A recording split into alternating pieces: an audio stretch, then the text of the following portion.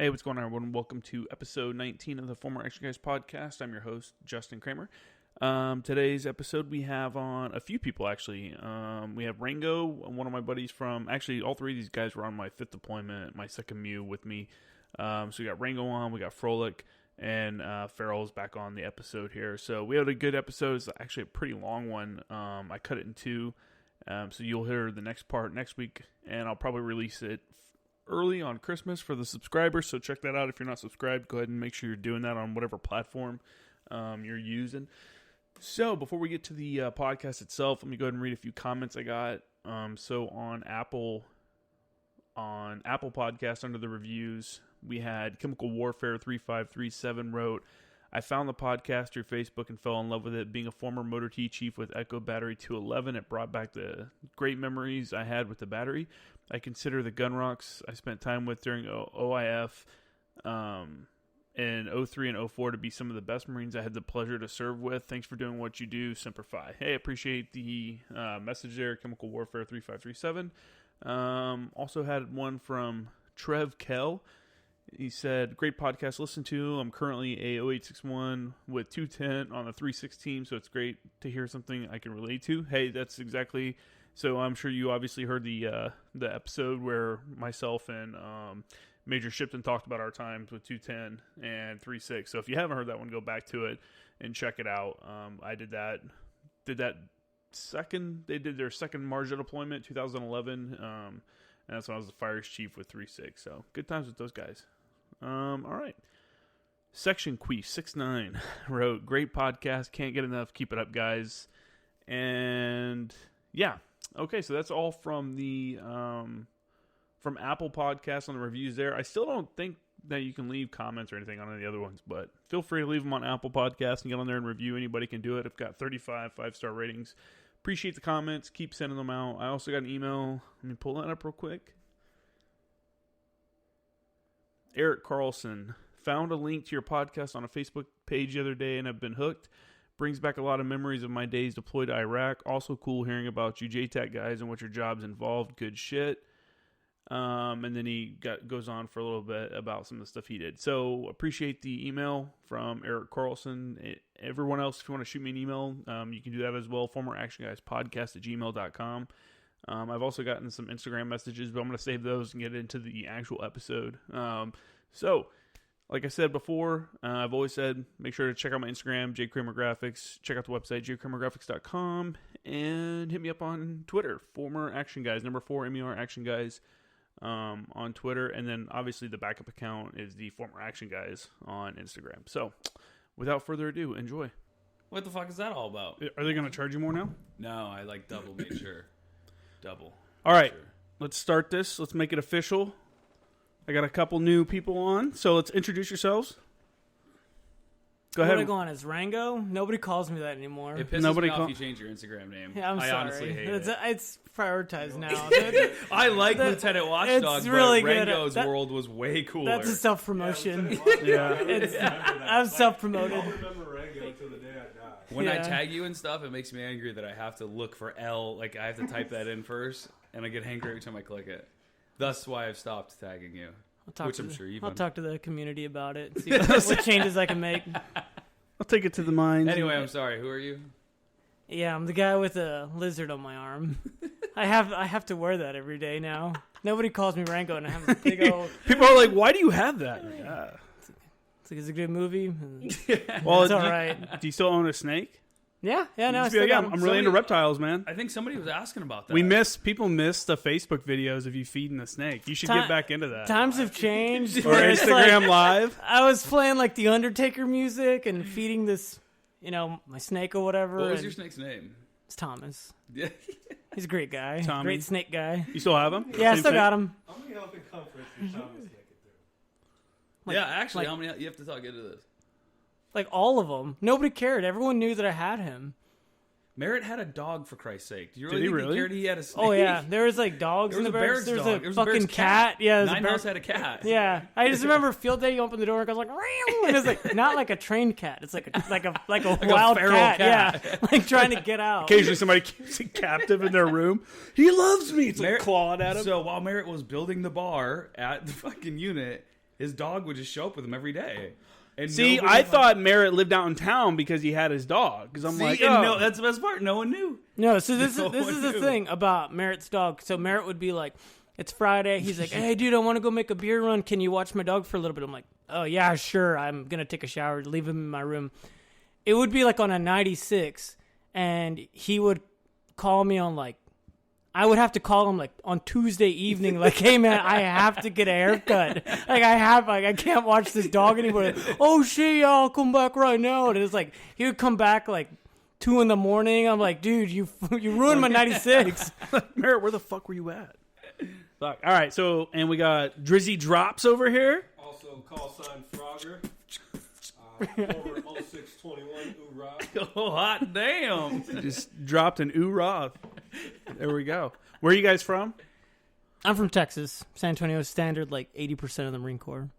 And I am from Wisconsin, Milwaukee. Oh, nice. My dad lives in Stoughton. I didn't know you were from Wisconsin. How did you not know that? Like, you want in on the group chat? You don't know that? Like, what the fuck, man? I don't know, man. I don't know. Packers, people are going to hear this on Christmas, but Packers, yeah, they beat the Bears today, right? Yep, was watching it.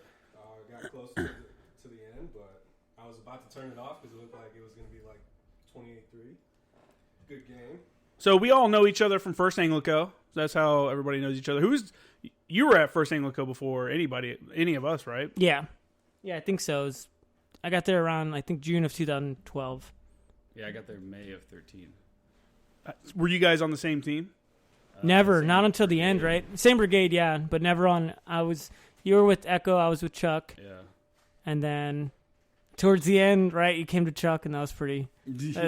It's like, yeah, there's no Jerry scooped me up. I was doing something for headquarters, and he's like, "Hey, Bear, you're done with that. Let's go." And I'm like, "No, Zool said." He goes, no, fuck Zool. Let's go. And then that's when I knew I was in the brigade or in the Salt. Yeah, Was Zool there then? Yeah. Yeah, we Or was it a different Zool? Oh, no, there's that's one our Zool. Yeah, There's yeah. one Zool. We got a we came in contact with him one time on my birthday. You remember that? Oh shit, you were there for that too, Drizzy. No, I wasn't there, but I definitely heard of it. I tried to get him on the bus afterwards. we had a party, but I wasn't even going to go that night. I was there, but I didn't get on the bus. I tried, Drizzy. I was caught in the middle. So Rango had a birthday party, and you could get party buses for like a decent price. And there weren't really like, what was it? It was a bus, I guess. Wasn't It was a party bus, and it was like super cheap, like $200 maybe. And I And it was charged so at everyone. the Yeah, it was barracks. like 20. I think I charged everyone like $30 each. Yeah. I made like 400 times profit. It was like self birthday present. How many people were on the bus? There was a lot. Too many, like regular people, like Yeah. non-military people. More than 15? like Yeah. This guy showed up. He was a doc from another unit. He showed up with IVs Yeah. and said, Tomorrow. "Winner gets these." Yeah, tomorrow ended the night with an IV in his arm. But he put it in himself, I think. I remember there was Yeah, blood all blasted. over his arm. This is one of the most Tomorrow badass would, things I've man. ever It was seen. on a bus. It's like you're on a moving vehicle. Oh, Yeah. he put it in his own arm on the bus? At the end, like He's annihilated. like, well, I got to prep for bed. It was fucking badass to see. You don't want to do this when you're sitting in bed. Get it Anyway, over so with. all the bus windows are completely blacked out, so like you can't see on the inside really where you're at. And there was like a couple chicks on there, ratchet chicks. I was browned out before the bus showed up. Yeah. I was already blacking out. And we've been driving for like probably 15 minutes, I would say. And I'm like, man, where are we? We were supposed to stop and pick up one of our buddies. Yeah. And the bus door opens, and we're like, oh shit! Everybody gets out and just starts pissing. Dude, a dude comes out of his house. And it's probably, I don't know, 11 o'clock at night, 10 o'clock at night. I swear to God, dude, I had like a nightgown on and like basically a stocking cap. Yeah. And he's like, what Marines are you with? And I look over and it's fucking Zool, and we're pissing in his front yard. He got into the bus like yelling and was like, "What unit is this?" And he goes, "Oh my God, this is my unit!" And not even his unit, his platoon. Like it was Yeah. 2nd Brigade. He's like, who's in charge? And what's his name stood up. And then no. So somebody's telling me I'm in the back and it's my birthday. I'm like super drunk, and they're telling me like, "Rango, Zool's on the bus. Zool's on the bus." And I'm like, "We'll have him pay his $20." What the hell? They're like, "No, he's pissed." And then it was like Breaky or somebody Yeah, like that. Breaky, that's who it Good was. stellar Marine, right? Like Zool has never seen this guy like drink or mess up or anything, and that was probably one of the heartbreaking things because Zool's like, Breaky? Like, oh my god! Like, And Breaky's like blackout drunk. Yeah, he's a he big was boy. like, yeah. And he's all like just big and He was- slobbering. Yeah, he was getting kind of. You remember how he was And it getting? ended up being his front yard. We just happened to stop and take a piss in. Oh my Yeah, god. like Pete, like 20 people peed on the side of his house, Yeah. and then It still went out that night though. I yeah, thought it was no, the first sergeant's front yard that you guys. oh, were, there was like half and half kind of thing. Yeah, I you think. guys were all over, huh? Just We were peeing within wherever. one house. It was either half of his house or half. Did it was any like of the the- neighbors come out? I don't know. I just. Dude, Oh, it was you a were too loud fu- buzz. yeah, you were Dude, too that fucked door up. came cranking open. There was like like music and lights. Dude. And we all just step out. People were at least It peeking was through the like window, a- like, what the fuck is It this? was like the SpongeBob with the jellyfish. It's like Yeah, whatever. And we were in a Staffancio neighborhood, you know? Yeah, like, just- everybody's 15 kids are crying and shit. Yeah. Kale's probably yelling in the back, you know, whatever. And so then we like continue the trip because we're like, whatever, we're gonna get in trouble on Monday. Not a big deal. We continue the trip, and everyone is like gone to the wind. Like everyone's drunk. Everyone's like in the gas lamp all over the place. I remember I like pieced together and I came in contact with Bear. I saw Bear like, oh cool, somebody familiar. So me and Bear are like, let's go find the group. And we're walking down the strip with the gas lamp. We get to a corner, and Skeeter is on the back of a police car with his fucking handcuff. Handcuffed. Oh, no Handcuffed. way. Yeah, he's handcuffed in the back of a police car, and we're like, oh shit! But you don't want to like we're gonna take care of him, but we don't want to end the night. So we go in like, let's go have some drinks, and we'll come back and check on him. So then we're like, okay, we go in there, and then I'll pause on what happens in there because like we go back and we check like at the end of the night after everything passes. Skeeter, I don't know. Skeeter talked his way out of it or something. I don't know. I'm glad we I have. never even heard that part of that. Yeah, story. he was like in handcuff, like getting arrested. I totally and it forgot just about went that. away. He just showed up in the bar. Maybe that was like they're like, all right, don't do this again, and like take the cuffs off. You know, Remember when he got scared straight moment? He got detained in Scotland. Remember? We were all my making God, fun no of him. way. at the I wasn't in airport. I wasn't in Scotland. He got detained in Scotland at the airport because he had a pocket knife. Oh, are you And serious? Captain Moriente was like, check his pockets. Like, after he was in there, he's like, check his bag. Like, getting him in more trouble. And I'm like, dude, shut up, man. Yeah, This is like a serious situation. I also feel You're bad. supposed to be the one that are like trying to get him out of this. So then we see. Do you remember that lady that used to work at the PX? Oh, God, which one? Do you remember The young one or the old one? the one that everyone hated? The one that's like, hey, I'm just here to buy a coffee. She's like, nope, not today. Oh yeah, yeah. the younger Everyone one. hated her. Oh, the older lady? No. No, The that's older the lady, young she was one. awesome. The older lady was super cool. Yeah, Who she the made buff, really good. the buff No, Mexican lady? The lady that wore the young one that real everyone was tree trying to bang pink- out there for some reason. Oh, the dude that Billy raped. The Billy- chick that raped. Hey, that's all you had to say. I hated that lady. I She hated was her. a lady that was a wench. Whatever. Yeah, that whore. thing A I wench. hated. Power wench. I hated because every morning I go in there and I would get a coffee. She's like, well, "Nope, not today." I'm like, "Okay, I don't know. Does that gonna work take for other it. She's people?" trying to Like- smash, dude. Like I just like it was just so upsetting. And then that one she used to wear this pink real tree under her thing. Yes. I counted. I was like, for shits and giggles, I'm gonna count how many days in a row she wears it. Ended the week wearing it, like 4 or 5 days in a row. I was like, why did I do that to myself? I don't even want to get my coffee from this area. Why are you in the PX 5 days a week? Every day I do. I go get a Let's coffee be honest. every morning. Were you wearing your same camis that you wore the entire time? Yeah, dude. Oh man, yeah. Two different camouflage. Pulling out but a two luggage in different- my Woodlands, like, oh, cool. Or my deserts, like, sleeves are still up, nice. But I thought about that the other day. How long you would go with like as a it'd be like 2 weeks. I'm like, man, I haven't washed my camis in 2 weeks. It'd be like one day under strenuous activity. Yeah, for him. You're living like this. yeah, I wasn't sweating anymore, you know? My last 2 years, I wasn't sweating. I'm sorry, Drizzy. Yeah. I had My Nutter. father- He was like, you know. But we saw that lady in this night of the party bus. Oh, whatever. we did see that girl. We saw her in one of the bars. Like right after we saw Skeeter on the cop car, we went in and we saw her. Did we say something to her? You did. You went in on her like she was with some dude. She was with some dude and you laid into her like, no, you told the dude like, don't you know she's fucking married? Don't you know she has fucking kids at home? This is all a Does she lie. have kids at home? No, not at all. She's not married. I didn't know why Bear was saying this. He's like, she said a fucking whore. Like, why are you doing? You're like, I don't like why her, are you with this apparently. stupid bitch? Yeah, I hate her. And I knew that what you were saying was not accurate because I was like, what? And then Let it ride, though. Let it ride. that guy walks off and then Bear walks off. So I'm just standing there like with this like, what do I do?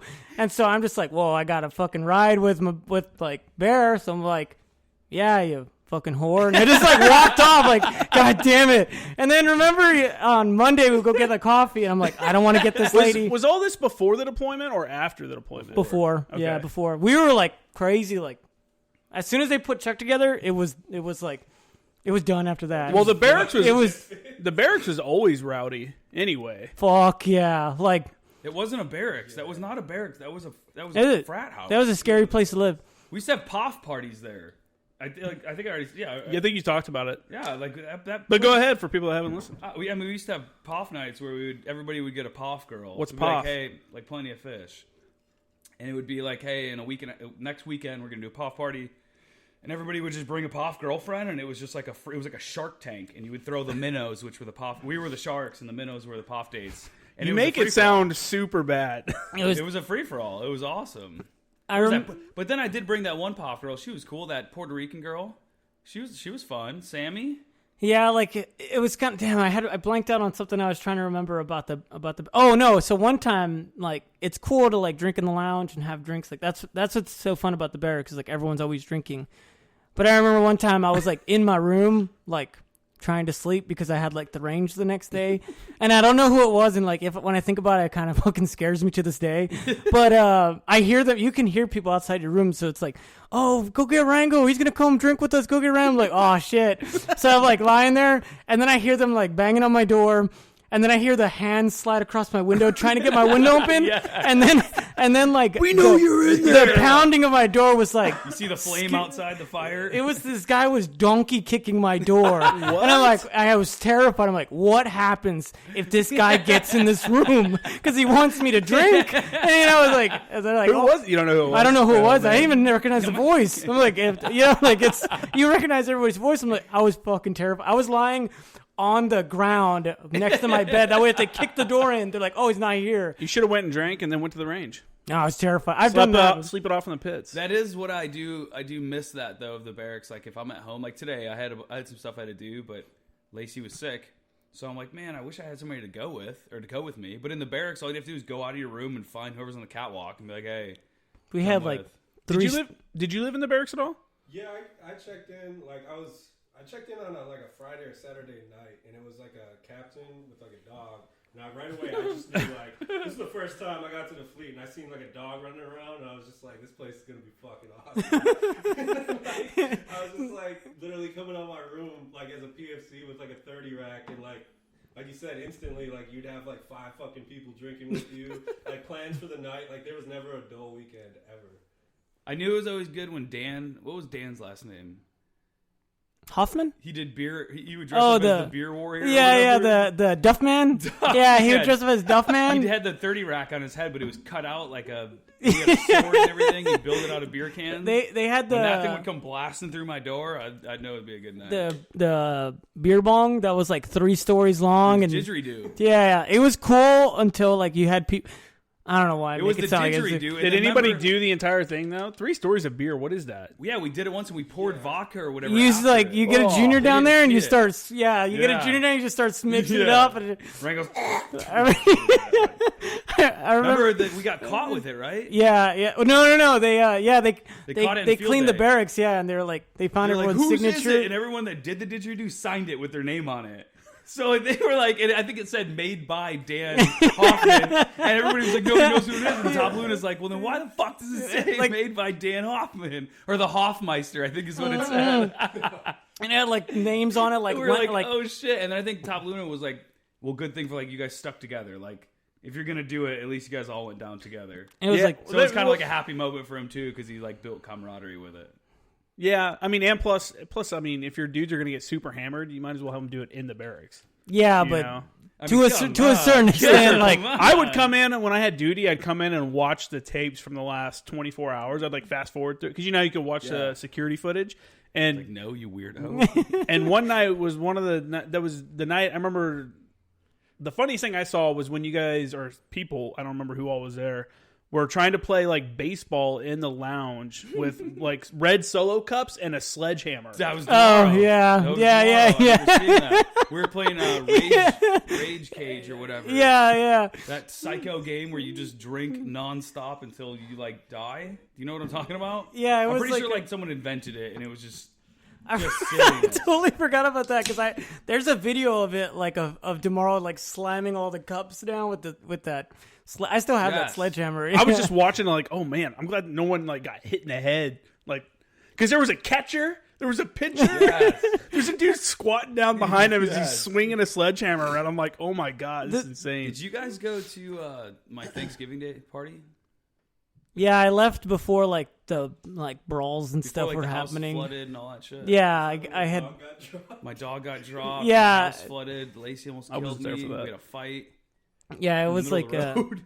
Yeah, I don't think I was there. Was this in base housing? Riley was there. Yeah, it was in base housing. This is where Riley got kicked off the team. I think it was like a Fic 5 thing. Yeah, he was the. He says, yeah. He was the thing. Riley was the thing where you forgot to mention it last time. Where it's like only at ANGLICO where you hear like a captain like great dude, love to party with him. I just can't work with him. Like it's like where the fuck do you hear that? You know, like great dude, Lovely like guy, super cool, Yeah, but super cool dude. Like I don't like listening to him. Yeah. You know, like the fuck do you like? Where do you hear that at? Yeah, man. He FaceTimed my mom one night, all hammered on my phone. We're all hammered. We're in 29 Palms, like a training center, but we're on main side, hammered, and Lane and Chili were watching us. And I'm FaceTiming Tracy, and he steals the phone. And he's like, "I'm in charge of your son." Yeah, Mom's like, yeah. Jesus Christ. If only your mom could say like, not for long. Oh, good dude. Yeah, Great guy, really yeah, good party great guy, with. yeah. Huh. Just can't work with him. so all three of you guys were radio operators, right?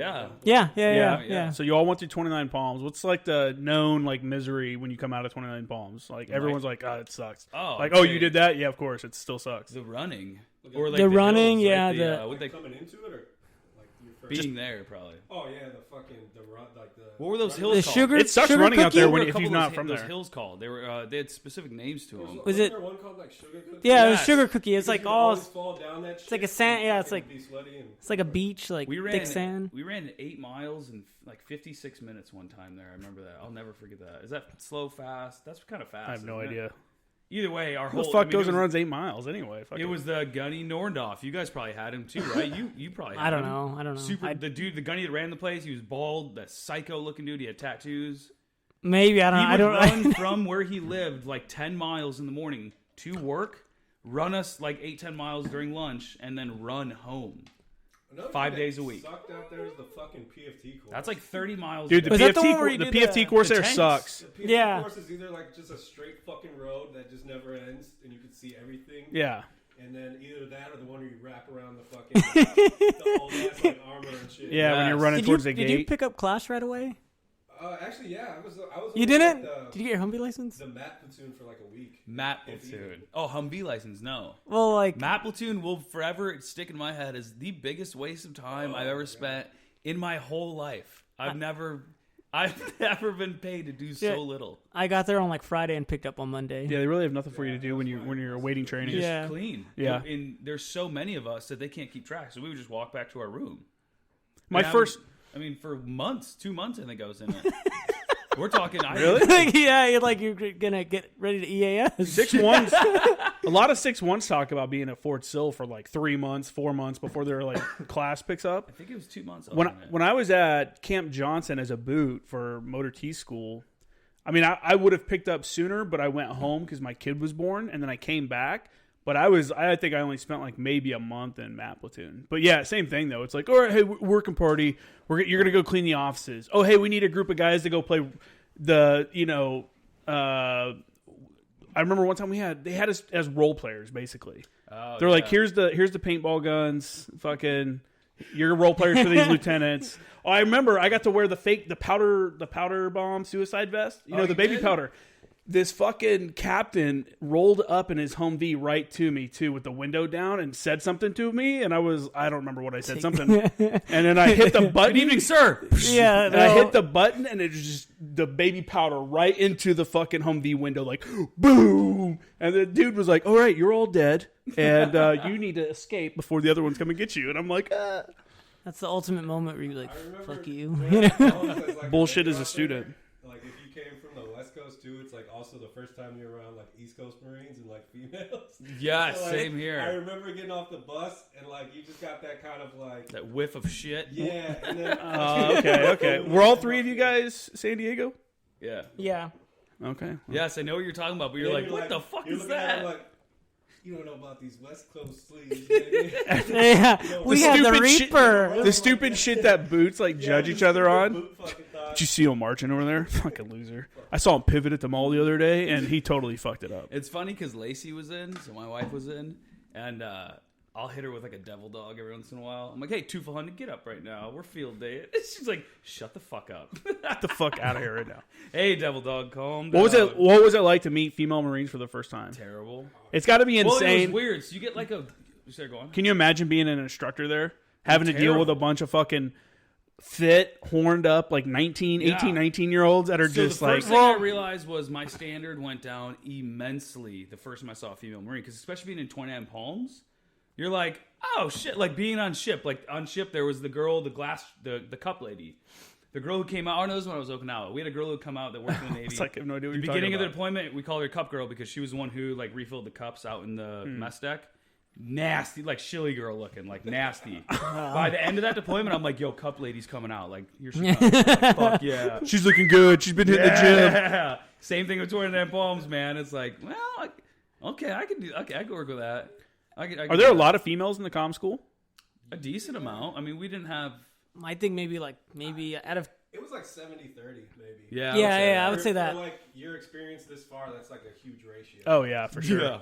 Well, I went to 9th Comm afterwards, so it was like a shit ton of like Everything, yeah. it's really Record jackets. it put like us like because like with the Gear layouts. it'd be doing like, it first oh, day. Corp, are you gonna check my room? And he'd be like, no, you're good. And then Yeah. I would go get fucking hazed. Yeah. And like getting hazed is cool or whatever, but not at 9th Comm. Like that's not a place to like. You know, I was at a 2nd Maintenance Battalion when I first came in, and I think it's those support units. Some of the NCOs get this really, because they know they're in such a shitty unit, they get this super like fucked up like fake motivation, and they think that like you're just supposed to just destroy dudes all the time, but there's nothing behind it for them though. It's just they're miserable, Yeah, and but you know yeah, they're miserable. because they're miserable. I would probably do the same fucking thing if I was them. You just got, that's when you see the dudes yelling at people for no reason, just yelling to yell, and you're like, dude, shut the That's fuck like up. my dad man. beat me when he was drunk, so now I got to beat my kid when I'm drunk. It's like, you just don't the know way it why you works. do it, you just do it. You know? That's Yeah, just the you way it just- works. But it hurts me more than it hurts Lacey every time. Yeah. I tell her that.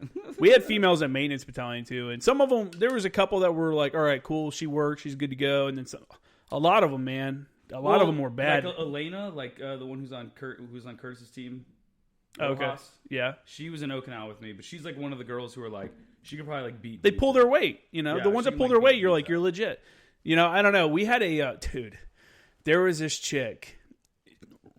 She was wretched, man. She would come around. She worked in the same shop as me when I was a mechanic.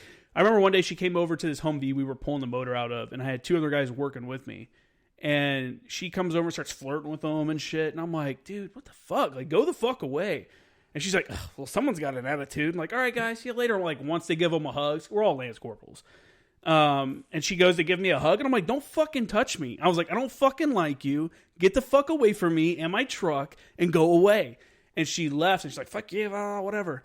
And then later on, my buddy started having to take her to medical all the time. But he couldn't tell me what it was for because it was like, you know, medical shit. Disclosure or whatever. No. We're sitting there.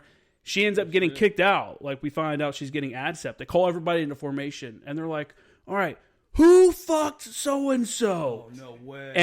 And you could see, dude, no one's raising their hands. And the sergeant's like, I know some of you motherfuckers did. And if you did, you need to go to medical because she had hepatitis C. Or whatever the shitty one, whatever the bad one is. Is it C? There's good ones. No, The hell? Yeah, the one that you have to get the shots all the time. Oh shit. Shit, that sounds terrible. Yeah, you saw dudes like sweating, like, oh no. So is it pretty much like a pain in the ass for you to get those shots all the time, or like how's that work? I think it fucks your life up. I mean, for you. Did it hurt? specifically, Oh no.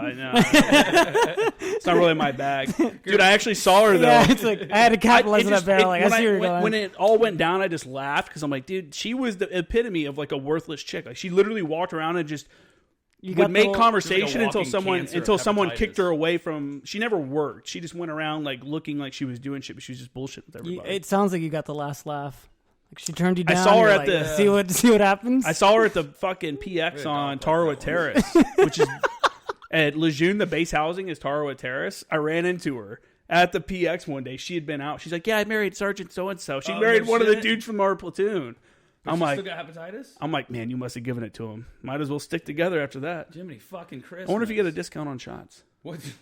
Yeah. See, if we had a Google guy, we'd have somebody pull up what the hepatitis is. Got to get a Google guy. Where's Google Kale? guy. We'll pay Kale $10. He's not there yet. He needs to learn how to Google better. What are you gonna do? So anyway, when did you get to the fleet or to the unit? I got to ANGLICO, I think it was June 2015. Probably mid-June. And you guys, we were already starting to work up, right, for the deployment? You guys already knew you were deploying? June 2015? I think 15 was Canada.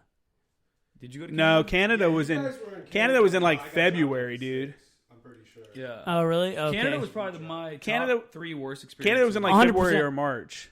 I remember this. Okay, we had just got my team had just gotten back from deployment, and I remember coming back, and you guys were all like, "Hey, we're going to Canada," and we're like, "All right, cool," and you guys all left, and we were doing our training. That's when you showed up, I think. Yeah, I showed up and right around Canada. Either like you guys had just left or were leaving. Were I you- went to the 6th. Oh, okay. Well, that's Did you go to Canada? No. I stayed because we had just come home from deployment. We had just gotten back, so that's when Okay. we got the boot dump, and I kept them and trained them while you guys That's were all right. gone. And then I remember you guys coming back, and hey, will you grab me another one, please? Thank you. Yeah, look at you on top of it. I remember you guys coming back, and I sat down for the first training meeting, and Sergeant Major Offit. Everyone, there was like, I didn't realize there was such a divide at that point. Like, From the brigade to headquarters? Sergeant Major Offit's Canada like, here, did listen, it. I know people are fucking pissed. And I'm sitting here like, what the fuck is going on? Like, there's just, everyone in the room was angry. And I'm just sitting here like, what the fuck is going on? And then I found out like how fucked up it was for the teams For compared the teams, to the yeah. head. So go ahead with the Canada. Talk about Have you Canada. ever like watched the TV shows where the guy's like out in the wilderness playing Survivor, and then you don't really understand how terrible it is. You see him talking about having to shit next to bear shit. Yeah, Until yeah, you yeah. actually shit next to real bear shit in the woods. Who were you guys attached to? It's like I was some French Canadian infantry like ground group. Okay, you don't remember the unit. No, I don't I don't.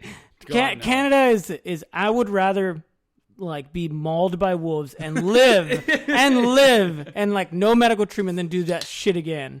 It was the Were you guys worst. out together? we cross paths. Oh shit! Yeah, it was like. So I yeah. was the first one It's to like go out, and I had just Oh. gotten out of the schoolhouse. From, Explain what Okay, happened so here. we went to Canada to support. It's basically like a giant operation. That, Maple Resolve. it's They called needed, Maple Resolve, that they needed this to be passed to be part by of NATO. correct? Yeah. So it's like every nation you could like that is NATO, I think, was there basically, and it was.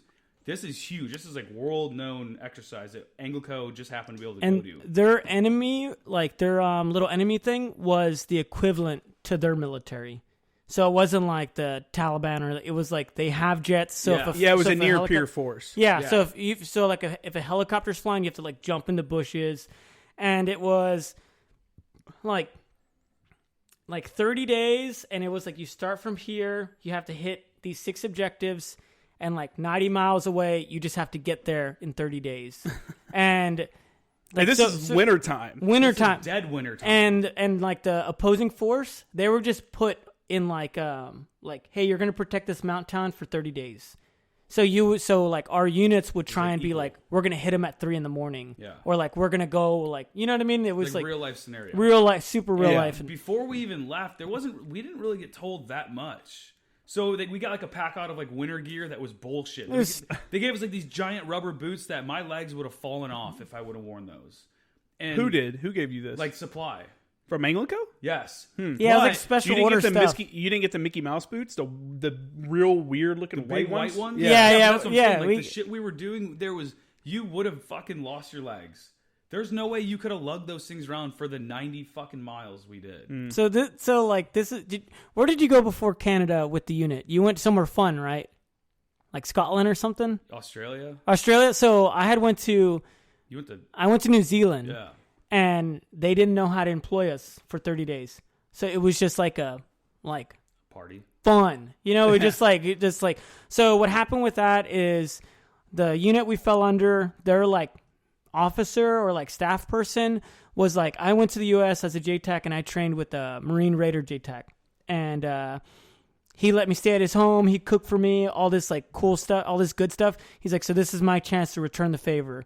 So like every day he was like, y'all are gonna go mountain biking, y'all are gonna do like, it was like go-karting, like they You're had on this people sick-ass on vacation. duty. Yeah. It was so, I'm like, we're going to Canada. I'm like, I don't even like, this is gonna be awesome. And like the good, and then we get fucking dumped in the wilderness. I'm like, shit, Like dude. no shit dumped in the wilderness. Like The first day we couldn't even stay at the home it was base. like another boot camp. They were like, we don't have any room in the barracks because fuck them. The headquarters doesn't want to share rooms or something stupid. They're like, if you're not a part of a brigade, get off the bus now. And it was like, what was it? Like the box or something? Yeah. They're- The box was like the zone where it was like, Oh Yeah. yeah. It's what We they were like- call it we when were you go in like- the box. Yeah, it's like, oh shit, we're going on Saturday. We're all nervous. And it was like on Sunday, like the week before, they're like, we got into Canada like late as shit at night. And Sent they're to the like, box. sent straight to the box. Froze our There was fucking no- balls off the first night. So I had just lap moved, so I'm like fresh. I don't really know much about my MOS. Like I'm still pretty much a radio operator who's out of it. I've been doing it for a little bit, but I was nowhere near proficient at all. Mm-hmm. They're like, "Hey, Farrell, you're going out with the scout snipers tonight before this even starts to set in. So you got like an hour and a half." And I'm like, I don't even fucking know. We were anything. giving him shit. Like we were giving him like extra I'm skivvy like, shirts give we me- had. Like, Yeah. stay warm, bear. Come to fucking find out, I brought my summer sleeping bag. Oh, what So a I have my fucking thin That's why we got to do sleeping gear bag. layouts. I don't have, the only other one I have is from SIF. And me looking at that and thinking again, I just got back from Australia, I'm like, summer bag, obviously. Yeah. I didn't know I was going to be playing fucking Bear Grylls in the Canadian It- fucking it Force was of Vancouver. bad. Like, so I get there, I get with the scout snipers, and I get really motion sickness. And we're in this big ass bay, and they're all putting on face makeup, and these dudes are hardcore as fuck. And here's me, and I'm like, all right, I Hey, really what's know what up, I'm doing, dude? I'm playing the part. And I'm like, all right, so I'm putting on face paint, and a group of the guys come over, and they're like laughing. And I'm like, what's up, dude? And they're pointing at my boots. They're like, sick boots, dude. Like, did you mean to wear those? I had my jungle boots on. We were getting dropped off in a fucking marsh of like shin deep water. And it's In the below wintertime. It's winter. It's freezing. It's, Yeah. It's Canada. It's fucking frozen. So I'm like, you gotta be fucking me. So I'm taping the inside of my holes, the outside of my holes. I'm taping my boots because I'm like, dude, I'm literally gonna get hypothermia. Like, You're like, here, trench foot. Here we go. exactly. We get dropped off and we hump probably 10 clicks. We're deep. I'm sweating so fucking hard that I can't even I'm soaked. And I'm having to set up SATCOM every time we Which stop you're not to fall supposed to in. do. Comfortably cool, man. I am comfortably cool. I have a skivvy shirt on and a fucking, that's it.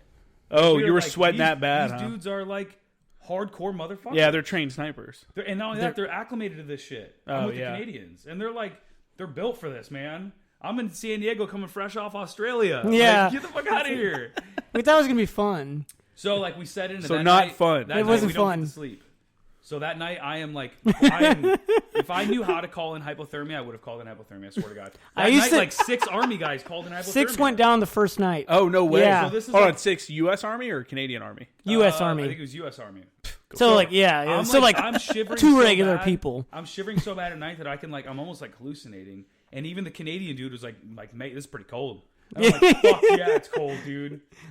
So that first night, the next day it came up. As soon as that sun came up, it started to rain. That's when you start crying. Oh, And yeah. I It was. like- I forget- It started to rain that first day, and as we're humping, I got a fucking tank coming at me. And apparently this is not a friendly fucking tank. So we're having to play real life scenarios. No, it wasn't a tank, it was like a BMP or something. But we're having to play real life scenarios, and I'm like, this is it, man. This is how I fucking die. Like, I'm ready to be a POW at this point. So it was good. So I mean, a couple days after that, I see Rango, and I walk past. That's Rango. when they did the water thing. So They're let's hear your point up to this point. Yeah. To where you guys meet. So what were you doing? one of the things, before I forget, one of the things that was cool is we were doing JFO shit, and so you're calling out targets, and it was like tank in the open, seriously, in real life, it's cause you this would be a just fire what's the target? Tank in the open. It's like, oh shit, there's a tank in the open. But anyways, dude, it was the worst. It was like that's the first time I had been with ANGLICO for a while. I had already been to Afghan, and I I thought that like even with like all the training and all the field ops we do, I thought I was like pretty rigorous. That's what I'm saying. But I'd never shit in the woods before. I'd never done it. And they're like real life bears, and it's like the bears, like, they'll kill me. You know, like they're not a part of the scenario. The gun you have doesn't really work. Yeah, like the bear will like hurt me. That's what I was kind of scared of. And it was like dude, it was terrible because we would have to walk everywhere. And instead of like, they're like, oh, pack everything in your fucking ruck. And I was like, well, as soon as I have to put a Fox or a radio in my pack, I automatically have to take out all of my happy suit. I have to take everything, my extra boots out. Dude, it was the worst. I went to sleep out of like that 30 days or whatever. 2 of those nights, I remember lying down and I set all my SO3, all my serialized gear, I lied it next to me with an EDL. I was like, when the fucking bird takes me for hypothermia, make sure this shit goes with me. And I told like 6 people. And people don't believe me when I'm like, this isn't like, I thought I was rugged. I'm like, I can withstand a pretty good amount. Yeah, I've been like in the field 2 a lot. days of like sleeping like 7 minutes, maybe, you know, like, and just that fucking cold would never go away. I never hiked that much in my life. There's not a lot of like Arctic training in the Marine Corps. There's not. General pop. It's like, there's what? like a few people that And- get it, and then like that's it. Like Rango was saying, the worst thing was that every op that you did was the middle of the night. Yeah, So it was 'cause you- movement all day movement. And then in the middle of the night is when we would You see, like attack. the only part that was kind of cool was like, oh, there's a truck coming, and you like fucking get on the ground and like try and Yeah. put dirt over you or something. That was, I'd say, it was the realest training I think I've listened Yeah. to besides like JTM. But Oh yeah, I forgot about that. so Rango and I walked past each other, right? And Well, they're this the was, like, water. Remember the water supply thing? They're like requesting resupply. for and the they're- water. Yeah, and they're like denied. Yeah, and they It's denied like- our water resupply, and I'm like, They this got on is the real hooks like fucking this is life. a real life emergency. They don't have water. Yeah. You ever go on like a fucking hump or something? You got like a monster in your fucking rock, and it explodes on your back. Like, that could be like a life-altering decision. Out there. Suddenly your fucking back is just like, They legit denied us water, and we're Yeah. like, you guys don't get it. We are actually needing water right Like now. the Yeah, so- coyotes got on and was like, this is a real life emergency. They don't have water. Somebody else was telling me that they were out on like an OP. I think it was Jerry. It was like He on was an living OP, rugged. and he got he requested a resupply of batteries, and he said like 2 of the senior guys showed up because they were like, oh, we want to check out what these guys are that doing. was- And he said he comes walking up, and he's like, dude, get the fuck down, man. Like, we got tanks over there. Like, this think he isn't a had- joke. Get out of here. He had the tank like point directly at him, I think, something like that. But they did the same thing. They delivered me those big ass the radio batteries that are like 5 pounds each, and they were fucking dead. They came Oh, up to no me. way. They got on my OP where I'm like living like shit. I stopped shaving. All of us stopped shaving. We're like, fuck this. I don't care. It's too cold. And so we have like these little mini beards, feeling kind of cool. Anyways, and like they're like, hey, you haven't been calling in your position the past fucking 3 days. I'm like, I don't have anything. I don't have batteries. I don't even have food. And then they send someone up there. They give me 2 batteries. They're dead. So now I'm stuck with like 4 dead batteries. Yeah, it was a. So this is like, Yeah, I'll this just say it is was like him. 3 weeks into it, right? And I see Rango, and I haven't seen Rango in 3 weeks, and it's like coming up to like not a culminating event, but this is where that town is about to get attacked. Yeah. And Rango's about to get fucking massacred. I'm about to get massacred. And Oh, shit, I it's a remember line of people walking. And all of a sudden I'm looking from a distance and I'm like, oh fuck, that's Rango. I felt like a Jew at a concentration camp. That is accurate. Sees, Oh my God. that Dude. sees his Jew concentration camp. Because you can't tell because you're like malnourished as fuck. Skinny. Rango was skinny. I could see his cheekbones. And he had a shitty beard. What were you guys eating? I swear on my life, I walked by Rango. He walked by me. I was like, Rango. And he's like, what's up? And that's all we It was said. one of those I was like- things- I was like, oh my God. He's So- alive. Like, he's alive. You say some shit you never say, like, stay strong. Like, what the fuck is that? I've never said shit like that in my life. Stay strong. But whatever I'm like, yeah, I will. Yeah, I get was it. like, I needed it. I'm gonna like, live through this. Yeah. Like, like the World War II movies. Where, like, the brothers, Yes! the brother shows up, Yes! past, like the older brother. And I can't believe you made it this whole way. so they do. So they would also do this. They did it on Sniper. They would if you die, because you have the miles gear on. Yes. If you die, they take you as is. They put you on a bird. They fly you to a GP tent out in the middle of the wilderness, and they leave you there. It's called like Zombie World. You have to stay there for 24 hours. So if you drop your pack, because a lot of times we drop our pack and leave them buried, and go into the town and do your little shootouts. If you die like that, they fly you in just your camis, like how you are, and you stay in a tent for 24 hours, freeze, and nobody wanted to go because you're like, if I die, I'm probably gonna really die.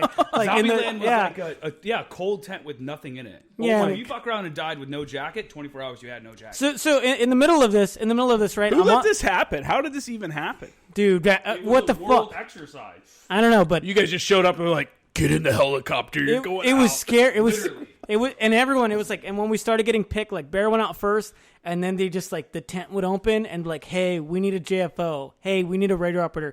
Going with this unit. Going with this. Dudes unit. are like, don't call my name. Not making Literally. eye contact. It was when they come scary. in. Yeah, it was like the draft. It was fucking terrifying.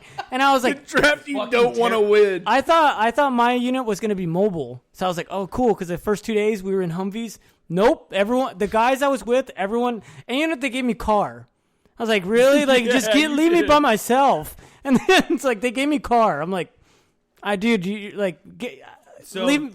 everybody was waiting for Index to happen. Like it was, and we were on a big ass convoy with a bunch of people. And I remember it was me and Hitchens, and at the end, they were like Index. And as soon as it ended, we met up with our guys. And Hitchens is on his fucking GPS on his The Garmin, yeah. And he's like, all right, Barry, you ready? And it like sets, and it's like 3.5 miles back to our base. We're supposed to be waiting for the convoy, but the convoy's not for like another 4 hours. Oh my God. straight. So Hitchin goes, hey. So Because you had to wait for every unit to index. He was like, Barry and I are just going to walk back. And the guy was like, the captain, whoever with from Canada was like, what do you mean? But we're still like Marines to them, right? So we're still like big, right? They're like, well, I'm sure they know what they're talking about. yeah. Hitchens and I walked back 3.5 miles. I'm talking fucking mountains, Canada. No one knew where the fuck we were, and it was just me, Kitchens, and his Garmin. And it was like legit mountains. Like what was that mountain behind ANGLICO, the big one we used to climb? Benchmark. It was like benchmarks that we were climbing up, just me and him. They would brief you on the wolves. We had to go over the fence across the air station to go to the base. So they came running out of the tarmac. It wasn't flights, but we weren't supposed to be walking on it. So Were they there like go over the fence? But they saw we were Marines again, and they were Canadian. They were like, "Oh, what's up, man? Like, hey, you guys are good." But you me got and it. just left everyone and walked back, and no one said a fucking word. I'm like, we could have died in the fucking mountains. Where do these two guys canteens. go? Yeah. You'd be like that kid that died out in 29 Palms. There'd be a brief every That time would somebody goes to literally be Canada. us. But Kitchen seems so sad. Like, certain. I'm like, all right, man. I'm just gonna. He was in like, fuck it. He went internal like, I'm going home. So, I want to go home.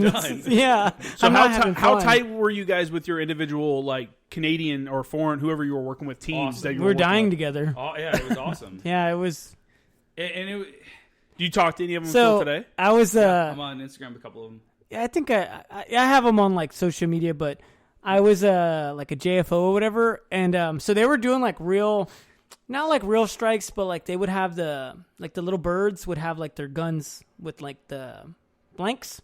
So you'd do like gun runs, and you'd hear like and there'd be a guy on the radio. Oh, really? In the mountain town, like, you're dead, you're dead, you're dead. They had blanks for their helicopter? I didn't. It was like something like that, because you could hear it go like, and then the guy on the ground would be like, you're dead, you're dead. Huh. So when we did like our last culminating event, my Canadian dude was like a JTAC for them, and he was like, type 3, you're approved for everything. But he was telling me, he was like, you can do whatever you want. And I'm like, I'm just a JFO boat. Yeah, sure, fuck it. It's not real, Like, bring me in a helicopter to get me the fuck out of here. So I was like doing like attacks and shit, and like I bet like if someone that was like a really good JTAC was listening to what was going on, I was like, hit him again, I was like, dude, Smack him in the mouth next time. One of the guys I worked with gave me some waterproof socks, and I'm like, that probably no joke saved a toe. Like, yeah, I had jungle boots on. Man. So- like, What was it like? What was it like when you came back, and then now you had to come back and you met up with headquarters? It started before that. It started. Okay, so go through the emotions of coming back and what you were hearing, and then explain what headquarters did while you guys were out there. I don't know how this happened. I was on an OP, living in like a fucking little dirt hole, staring at like this river line for weeks, and I was like, it's kind of cool because I got to see like a moose and stuff. That's like the only cool thing that came out of it. And the neon lights, saw that, and like I don't know, Northern yeah, Lights. the neon lights, yeah. I was so did Peterson. Northern Lights are sick. They were cool. So were moose. Out in the woods. But I have no communication with anybody, like nobody. but I don't know how. I don't know if it came in like a bottle. But I had found out that Starkey was blacked out and puking at the E Club back on the main side. And I remember, Canada. I don't know if they like it's when they were dropping off, like they would bring us like a monster. Starkey wasn't with headquarters though. Yeah, he was Motor T. He Oh, was I'm out there thinking in somebody Canada. else. Never mind. They were all hitting on the like fucking warlock looking chick. They were like these stories of them like No fucking names around. there. I'm not gonna say a name. All It's right. a warlock chick. Or these people, or the headquarters was like living it up, like partying in the E Club, and it was like the info was getting to us. Like wherever we're at, we were finding out about it, and I was like, when I see him, I'm gonna punch him in the fucking face because it's like you don't want to hear that you don't want to hear that. You're like, you know, I'm out here eating. You get a letter from the headquarters. Dear Rango, Sending pictures. because they would come drop off a monster. I'm like, I can't drink this; it'll kill me. Yeah. You know, and they're like, oh, did you hear about Starkey? I'm like, it will fucking kill me. So then we were like, we get back to the box, which is like the staging area, and You see everyone's alive. yeah, you see everyone. It was cool, right? It was cool. Are you about to, okay, yeah, go on. I was gonna say like about how our major was like, hey, these guys, to get them out of the box, Yes. can we send them to the barracks on the main side? And they were like, no, we don't have room for them. And so he was like, okay, well, send the headquarters to the box. They'll sleep in a tent for about a week, so these guys can go get showered and shit. And they were like, It wasn't even a week; it was days. it was a few days, and it was like, no, just bring them. Just bring the brigade. We'll find room for them. So then everyone there's like 2 to a room, and there's a classroom in the building. They stick all 17 of us in this classroom and throw mattresses on the ground. Yeah. And it was like, I mean, it was fucking good. Yeah. Like, it was really cool, but we were so It pissed wasn't that, the snowy asshole in the ground. Brigades had dorm rooms like dorm rooms. Yeah, like they were like, Laundry status. They had Like like bunk laundry beds. detergent, bunk beds. They had like all the enemies of the chow hall, everything. And we just wanted some rooms, and they were like, we'll give them the class. and they made it on like the DVID's website. Like they were doing that bullshit, pretending for a camera guy, and it was like, The one guy got an award. Remember, he was like, what are you guys doing today? And he was like, dropping bombs. Corporal Ramirez. Yeah, okay, you can guy. delete that. I'm sorry, but Headquarters guy was in the chow hall, and who asked him I'm about dropping bombs, Well, sir. There's a million Corporal Yeah. Ramirez in the Marine Corps. I'm not going to delete it? that. One of the What are you doing out What here? he's doing today? He's like, what are you guys doing out here? And he's like, dropping bombs. And this is That like, motherfucker was you eating knew pound him, cake right? in the chow hall. I don't know. I don't think I know him. He was not like, Yeah. he couldn't do, he was an 08, right? He was, no, he was, and he couldn't do like basic artillery. Yeah, So they he's the sent one him to the that picked me up headquarters? in the duty van when I showed up. So he was an S3 guy or something? Yeah. So Yeah. So we got back, and they. So what else did, like, when you got back and they were like, hey, okay, you're going to the fucking, this classroom. You can't even go up into the Maybe. barracks area. Fucking because Did they let you guys drink or do anything when you Yeah. came out of the box? Yeah, we went to the we E got Club. hammered Did that you night. hear about what everyone else was doing while you were gone? So we went back to the. How did I end up? I was on shore patrol in Canada. They left me in the barracks. They said I couldn't leave the barracks because I don't know what happened. Do you remember that? That's the night that Would you get in trouble? I guess I got in trouble. Oh, I don't know. Go like blackout drunk and was saying just wild shit. I don't know. I guess. Oh, I was trying to puking fight in the people. trash. I was puking in the trash can and whatever. Standard enlisted you're basically- barracks I heard shit. you guys showed up and they were like, "What these guys? What the fuck? These guys need to have fucking haircuts." Yeah. Yep. Major. Oh, yeah. They got after us for our haircuts, and they were like, "Can we let?" And it was Captain Reading was like, Yeah. Captain was like, no, they're not getting haircuts. Like there's. they were like, "We want them to get haircuts." He What said, did he- "Forget you, sir," he's like, and "You he made got the in way." trouble with me. We were Yeah, both I on heard shore about patrol. that. Yeah, he's Both like, of you guys "Forget are you, allowed sir." And that's why I love Captain Reading because he was. It He'll didn't stand up matter. for you, He dude. was all about you. He we was were in my- the fucking field for 30 days. We get back and they're bitching. The first thing we hear about is our haircuts. I do not miss that shit at all.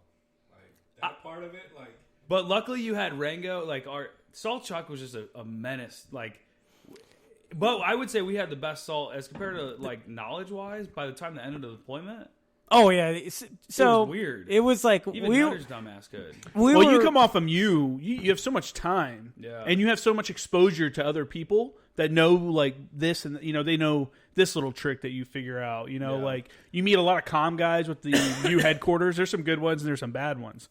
So I think that I've always said I think the Mew is horrible, but it does make you more well-rounded because you see what other people are doing.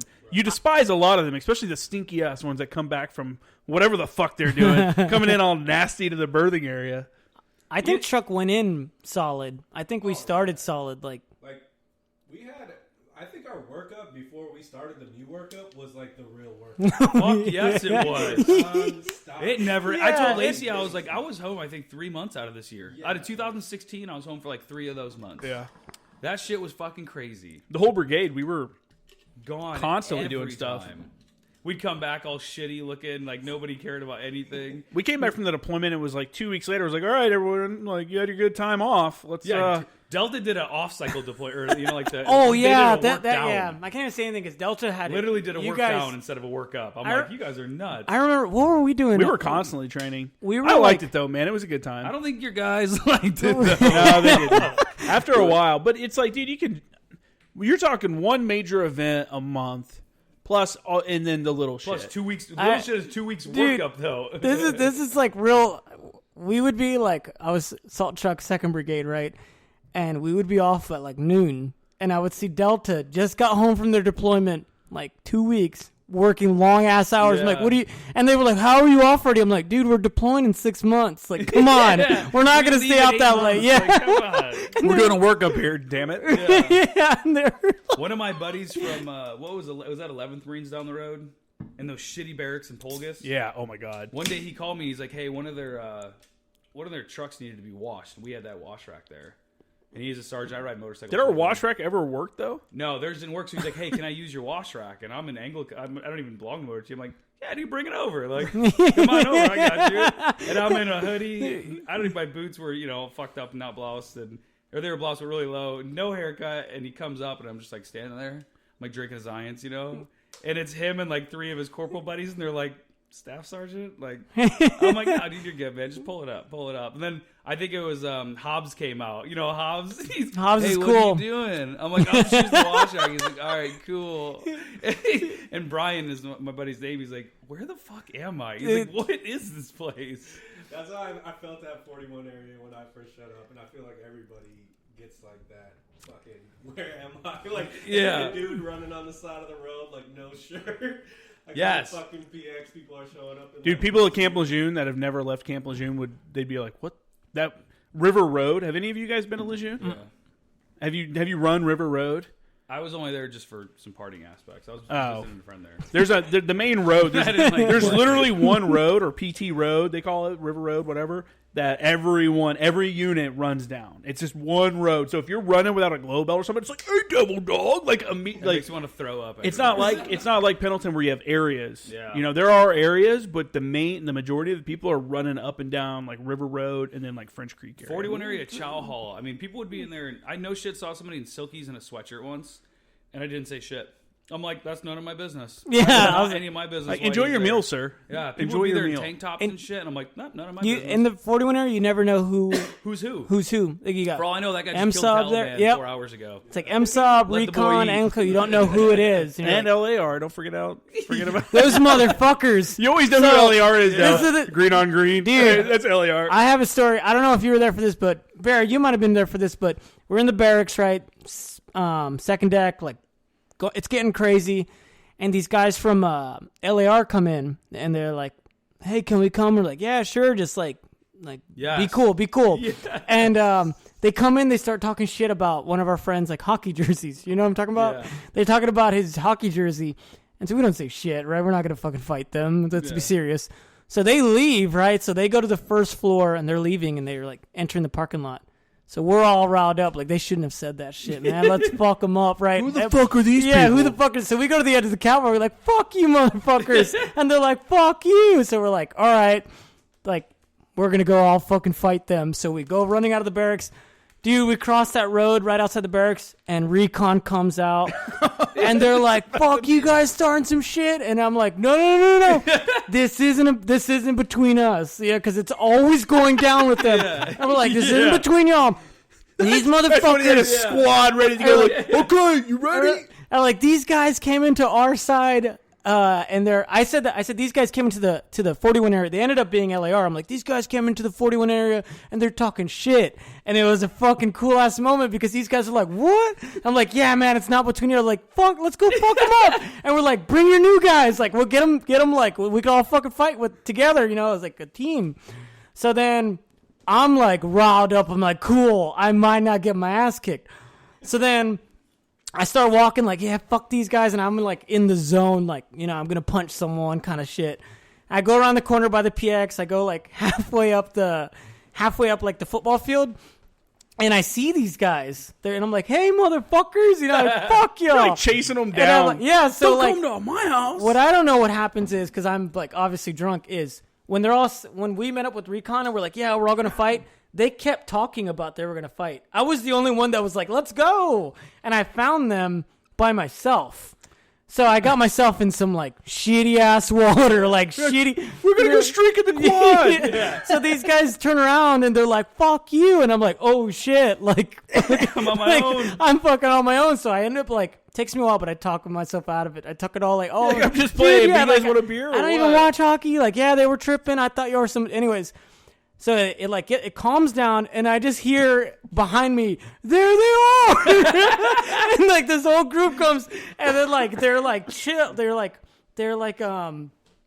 everyone's kind of calming down, and it was Chastain was standing there with his fist curled like this, like I don't know, like Street Fighter. And they're like, "Hey man, everyone's chill," and he's like, "No, you aren't. Look at that guy," and he's like, "Fuck you." This guy's like ready to kill someone. Yeah, I'm like, Yeah. You know, Marines get when they're all hammered and they want to fight. Just oh, like, stupid. shit. I don't remember what happens because, I think I blacked out, or I don't know, maybe got knocked out. I don't remember, but I just remember the next day, like, dude, you guys left me hanging. Man, getting knocked out times. sucks. Yeah, Bear, it does. You know, I punched you in the face. Yeah, did you hear about that? No, you knocked them out. No. I was see standing. you. We were. You told me to punch him in the face. So that's like. We're all Was drunk. it like punch me in the face and you didn't even hesitate? It was like an immediate like smack. Yeah, but it was out of context. We were standing on tables in Hong Kong, Oh yeah. partying like Of course. I had my shirt off. Yeah, you I had had my belt around my head. It was the weirdest thing. It was in And a, I it was in a like, 50s bar. it was a 50s. So they're playing 50s music, They're Oh, Sweet are you talking about Caroline. in Yeah, Lai that's what Kwai it is. Fong? Yeah, In my Yeah. Fung, yeah. and I That's was the party like, district for those yeah. that don't know.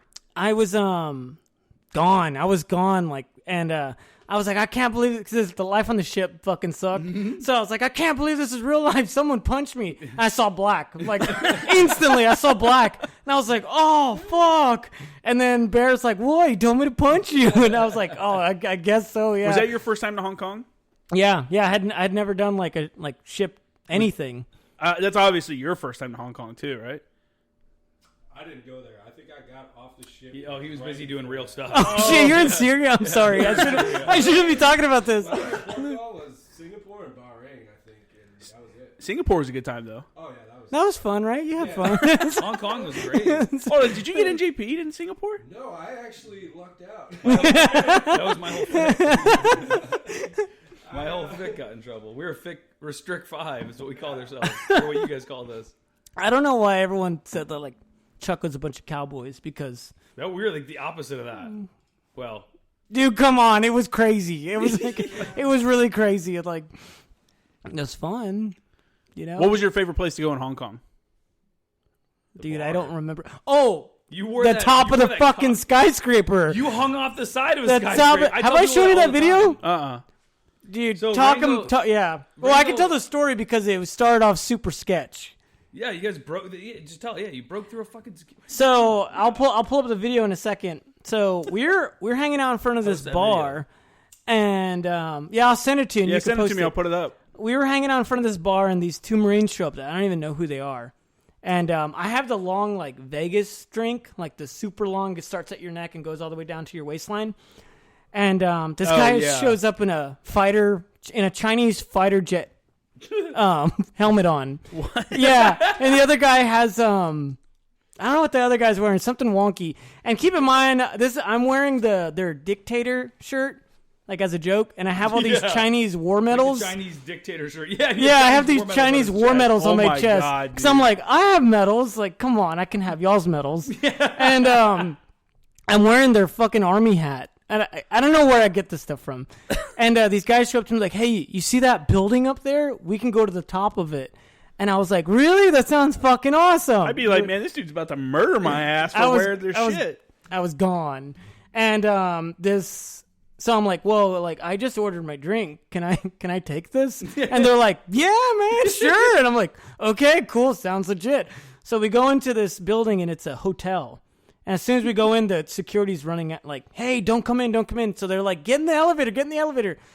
So we get in the elevator and we take it like as high as we possibly can. And I have the video right here actually. How big we talking? How tall? Oh my god, like, dude! Yeah, that's on the gotta edge. Be that's 300 feet. That's got to be 40 floors at least. Yeah, it was terrible, dude. I saw this the next day. Yeah. Made me sick to my stomach. I'm scared Do you of remember heights. doing it? Kind of. So we go. we go to the top floor, and then we go through like the maintenance stairs. We take 2 floors up the stairs, and then there's a ladder well that goes up like another 2 stories. And the first guy climbs all the way up it and pushes the hatch open and tells the guy at the bottom, it's still unlocked. And so I'm like, oh shit, they got me. This is not real. This is not good. So anyways, I'm going up the top of this ladder. And were you by yourself with these dudes? I was with a few other friends. Like I know JT was up there. He hopped on the edge too. So like God, that would suck to fall. So the edge of the skyscraper is like marble. It's like slick, Oh. And I'm like sweating right now. You ever gone from like there's a bench and you put your hand, you flip her on the other side of it, so your legs end up. That's what I did. I just flopped on the other bit, and I'm like woohoo! And this guy's like, hey dude, you can hear in the video. He's like, dude, be careful. And I'm like, luckily I had that guy there looking out for me. Yeah, just a little drunk. So then I hear these guys go, oh fuck, the Chinese police or something like that. The security's coming. So there's a guy at the bottom of the ladder well. That's a Chinese guy yelling, I don't know, not in English, kind of upsetting. He's like, what country? And we're like nobody wants to say anything, so everyone's trying to run down the ladder well, right? And I'm like the last one to go down the ladder well, so I'm like, I'm going to get fucking caught. My career's over. So I do the thing where it's like, dude, this is 2 stories of like this, like ladder. I put my thing on the edge like this, and I look down, I'm like, all right, I'm going to fucking slide down. No like way. in the movies, yeah. And then I'm like, all right, it's not going to work. So I have to go like one by one as this Chinese man is yelling at me. I'm like super safe. Like, can you imagine getting yelled at where you're going like 1 step at a time for 2 stories? It's embarrassing. So then I run by the guy and I'm like, fuck you. I run by him like low-key. I'm like, hey, fuck you. And I just go running off. And then I take this shirt off. This is like where I should be like in an action movie, because I get down to the bottom floor, I take that shirt off, and I have a different one underneath, and I put the hat in my pocket. I'm like, I've just fucking changed identities. I still have the drink hanging from me. I'm like, they don't know who I am. They're like, we're looking for a dude with a red shirt on. Yeah. No, not him. Yeah, and then fuck, man. No Hong way, Kong's dude. insane. My heart would. Yeah, I love Hong Kong. Hong Kong was so much fun. I've been like 4 times. I've been twice. Maybe 5. It's great, dude. Did the ship stop there twice or just once? Just once. I went there in like 2011. I spent Those are the war $6,000 medals. in 2 days there. That's ridiculous. one of these is like a German. This one is like an It's actual expensive, German one. but Like a it's just German the party sniper scene one. there. Oh, really? Yeah, it's pretty. Did you pick them up in Hong Kong? Yeah, out of like a flea You got a market. Black Yeah. Ops jersey on? What? What No, that's that. No, that's that was a- T-shirt he was talking about. Oh, that's the medals I was seeing. Yeah, this is the medals. God. I remember like. I had yeah, suits made in Kowloon. All I remember is being like, bring yourself back to the ship. We're in the aisle, and like it's about chow time, and I stick my head out, and I see Rango just come in, and I hear the rack open, like click. JT, let's go, Pussy. Slam the rack, and then he just exit the aisle. Oh shit, I forgot my Nalgene. Oh shit, Drinker. Breather used to call him Drinker. Dude, that was a for the circumstances of, like, I'll never go back on a ship. I'll never I never miss that. You should do a cruise. A cruise is great. Hey, we were talking about that. Cruise is sick, dude. Really? You can do it for So cheap sick. out of here too, because you can jump on either in San Diego or up in Long Beach and do like these cruises down through Mexico. So I did it the opposite. I was on a cruise before I was on a cruise. Yeah. me So too. going to the Mew, I'm like, oh, this is gonna be sick, dude. Like, They got a well, pool? there were no Tired. fucking towels. yeah, dude. I'm like, this is gonna be awesome. Fuck no. No way, dude. My first one was way worse than ours. My first one, there was like 100. We had dudes in the 4th rack, like multiple. They didn't, because it was the overflow berthing. They didn't have the coffin rack. You know, the cleaning lockers, those little weird gym lockers that would be randomly. That became their gear lockers. Like, fuck around and fall from the 4th rack, you're dying. Dude, we were so overfilled because we had a shitty ass fucking like company gunny or whatever, and he would just be like, "Yeah, okay, yeah, you need more, put more people in here." And I'm like, dude, BLT was living in a berthing like we had. Yeah. And I'm like, we're down here in the lower one, just stuffed full of people, 115 people. It was either 2 or 3 toilets and 2 sinks. Fuck. It was fucking miserable, dude. I'd be taking pills out the ass. It was either 2 or 3 showers, too. There was only for 115 fucking dudes, man. I never knew that the Navy hated us. The common area, I didn't know that. For that berthing area, for those 115 dudes, the common area was like the size of this, like literally, like maybe smaller. So, and I'm pointing out like a 5 by 8 foot spot. So my neighbor works on a submarine. He's in the Navy. Fuck that. I couldn't imagine what he's they do. He's like a nuclear, he's actually, I can't remember what his job was, but it seems pretty intense. He was telling me that like oxygen levels on Earth, like right now, are like 25% or whatever. And then on a submarine, they lower it down to like 17% to reduce the risk of a fire. So he's like, at all times, you are so fucking tired because the oxygen. You don't have oxygen.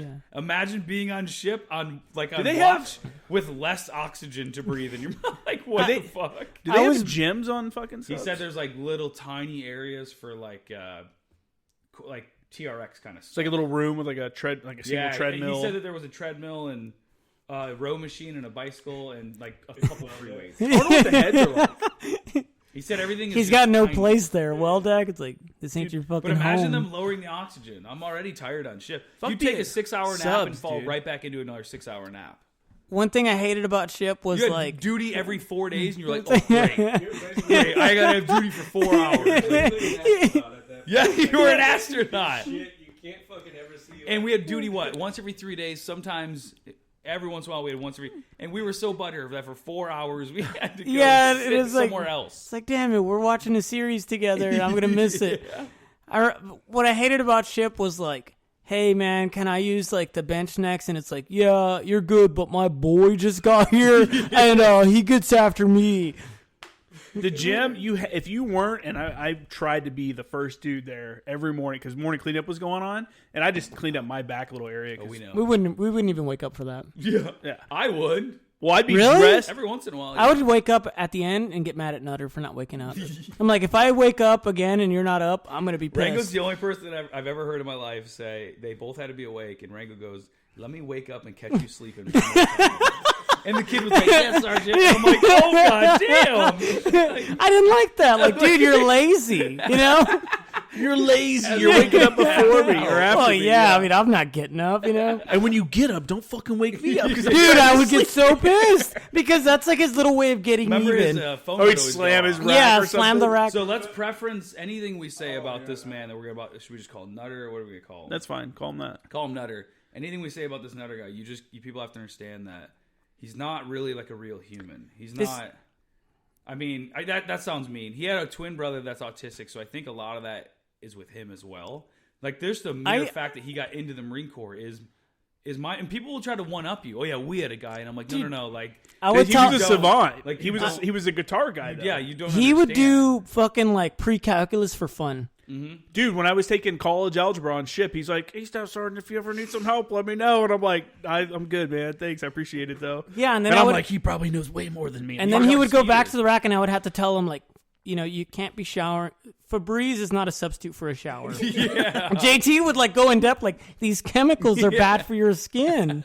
You know, like, he would try and, like, educate him. He's such like, a calm dude. I could see him. Look, man.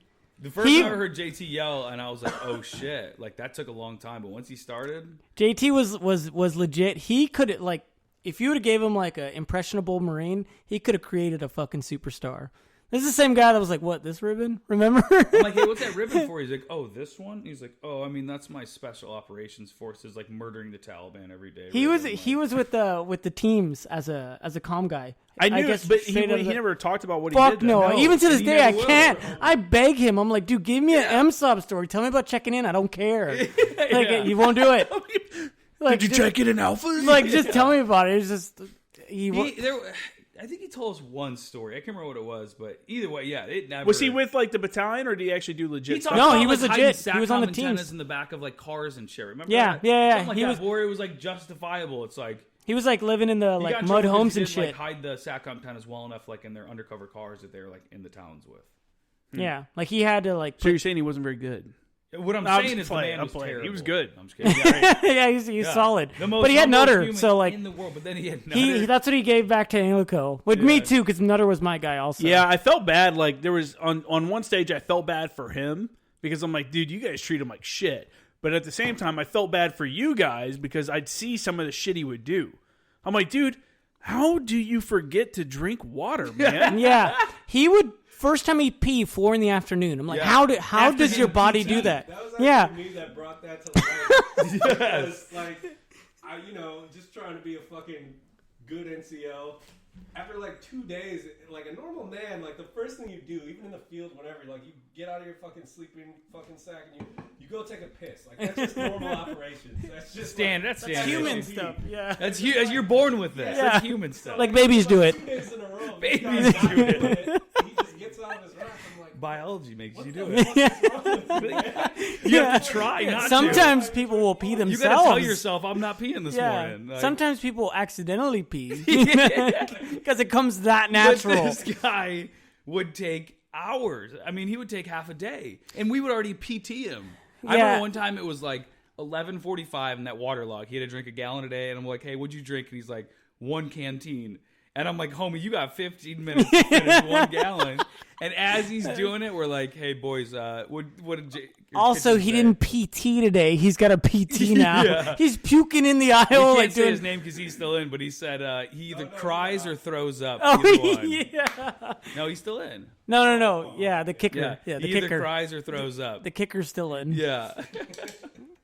Either one, dude. But yeah, he had to just chug 3/4 of a gallon of water in 15 minutes. Every time someone's like, "Hey, like you're being mean to Nutter," I was always like, "Yeah, I can see that," but like, you gotta understand, he's made like real strong attempts to kill us, like a lot of times, like and it's hard to forgive, you know. It's hard to forgive. It's Listeners up there, he was like literally like Private Pile. How- Like, in image, character, like everything. Yeah. dude, this guy blew into 29 Palms without stopping. They fucking the had to. base. Oh, he ran yeah. the gate, right? Yeah, I was the A driver. I'm were like, like, they're gonna "Stop. shoot us. They're gonna Stop." shoot No, us. no, Yeah. it wasn't 29 Palms. It was Yuma, yeah. And Then then homegirl I, had her hand on her gun, and we were like, "Oh shit!" I talked to him and was like, "Hey, you got to be mindful. We're going on the way. There's like a 7-minute drive where we're going. Blew 2 stop signs. Swear to God." This was also when he was like blackout convoy driving. Oh shit! No NVGs, the same field. He kind of goes off the road once, and we're like, "What the hell is he doing?" And I'm in the back seat, and I kind of see him fucking with his NVGs, and it's pitch black, and he goes off the road a little bit again, and I go, "Rango," and I'm like pointing at his NVGs, I'm like, and Rango's like, "Nutter, your NVGs working?" He's like, "Yes, Sergeant." He's like, "Are you sure?" No. I was like, "Can you see, Or can you see? Yeah. motherfucker?" Are you sure? Yes, Sergeant. He's like, "His NVGs were off." He had it down, but they were off. Yeah. So he was They were seeing out out of of his batteries. non-dominant eye, blacked out driving, lead vehicle With the green light Humvee, like the off the Yeah, road. yeah, the So it's IR. like blinding him because he can't fucking see. And JT Oh my- JT kept confirming, like, "Can you?" Because he sees him shaking Yeah, his it head was JT in the rigorously. He keeps checking, and then so with Nutter, it's weird because it's like you can't ask him like, "Hey, can you see?" Because he's like, "Well, yeah, I can see." What It's do you like, mean "Can right you now?" see through I your am a human with NVGs?" eyeballs. Yeah. Can you see through your NVGs? No, Sergeant. I'm like, God damn it! That's why we almost fucking. And we're lead vehicle because we kept going off the road a little bit, so I'm thinking he's falling asleep. And then finally, But worst case scenario, he's doing worse than falling asleep. yeah, Motherfucker can't that's see. super. Yeah, he's just like he's in a motion to like, and this Kill is us. like the day. This is the evening after he tried to. We're working with the 160th with the Army, like Yeah. their little special forces aircraft dudes, 160th, right? Yeah. And they write out his fucking They write out his 5-line for him, and is like, Who he was working with them? we were working with We're them. on top of a. Was he talking to him at all? So like, God. so not yet. Everyone was doing their controls and all that stuff. And I think Bear wrote out his 5-line like verbatim. Yeah, on the little ISO. stand thing. Yeah, wrote out verbatim. You say this, and he was rehearsing it for like 15 minutes. Yeah. He goes on, says some wonky shit, says our position for no fucking reason. I look at Nutter and I'm like, the guy, he's coming in and he's like, I got contact on He sorry, said I got air visual on panels. a air panel. And it's like on a movie. I look next He to said- me and the air panel's right next to me. And I'm like, that's not your target. That's not your target. He And Nutter said- goes, that's your target. He said, tally, like, oh. tally the orange air panels. I was like, oh, fuck. He said, is that the target? And they're like, no, that is not the target. Tell him no. Yes, that's your target. I literally was just like, With live ordnance too, right? Live yeah, ordnance. yeah. Live ordnance, yeah. There was like a 2-second pause of him looking at you saying that, and then like the push to talk. Dude. yeah. I don't even know why they'll put a guy like that on a team. You know what I'm saying? Like, I don't know why. That's the shit I'm talking about. Oh, you brought that to light where like you Like- guys, we had so many shitty juniors come to Chuck where it was like kind of like the boy who cried wolf story. It was like, oh, this guy fucking sucks. Yeah. We Get had him outta Valoy, here. we Get had him Carr. outta there. Oh, this guy fucking We had sucks. Carr. Get him outta there. Carr was sending pictures of some. Oh, Valoy, fuck. We had Valoy. Carr He was got sending kicked pictures out. of some. Remember the ads of the picture of his dick? He was getting blackmailed. Carr was getting blackmailed by a Craigslist hooker. And she was like, I'm going to tell your command. Damn it, we And need to then- have and Offit then come they in and sent tell him his in part the- about They this. sent him in the pictures of Carr's dick. They had to investigate it, and yeah. the Adge had to look at She had to make And the sure that Adge was is a his female, penis. too. We had a female adjutant. They had to make sure that it. I remember like Shut the fuck up. I was They at did not ANGLICO have before we to. got any females. What? And what happened? They didn't have to have the Adge look at it. The to Adge looked at it. verify. She had, yeah. she had to ensure it was him. He saw the little pot belly with Because like Adge was the Adge penis was in protruding. charge of it. Because I remember she was the one who was talking about it. So Yeah. what happened? Tell us. He was He was married. So he was married, married. He was going banging. on Craigslist trying to hook up with a hooker. This hooker like blackmailed him after he sent her pictures and shit. Was like, yo, if you don't give me $250, I'm gonna tell your unit. I know you're married and all this shit. And she told the unit and sent him the pictures that he was sending to her. She sent it to the OD or something, and it happened to be It happened to be one of the guys in Chuck. It happened to be one of the guys in Chuck's, and he's like, "Fuck it." He took all the pictures and like sent it up the right command or whatever. Yeah. And this is after Carr was using his Government charge card for fucking SeaWorld. I was getting ready to say and that. parking and parking. Didn't even do cash. He Like, took those are the kind he of took his people whole we got. family. Didn't he take Yeah, he his took his whole family. Yeah, and he had a German Shepherd that he was on a raw meat diet. All he fed it. I'm like, I think dude, it was- how do you he would bring afford it that? places that like don't like mean dogs. You know, You're a and he would Lance just- Corporal. Yeah, how do you- you afford fuck, that? man. A fucking Hey, raw and you know meat who diet. hung out with him? Drizzy. Drizzy drops. Drizzy, not. How not was his apartment? Word on the streets is it got rated. It got like. I thought How was he at his job? dude, are you serious? Oh, sorry. Oh, Not actually, good. never- Not I- good. Not He had to good. rewrite the entire J-Fire. Oh shit! Yeah. I actually remember when we went out to San Clemente Island because we had all the new captains and they were all going through like designation syllabus that had the ones that had gone through TCP school. I was the new JTAC E as well, the evaluator.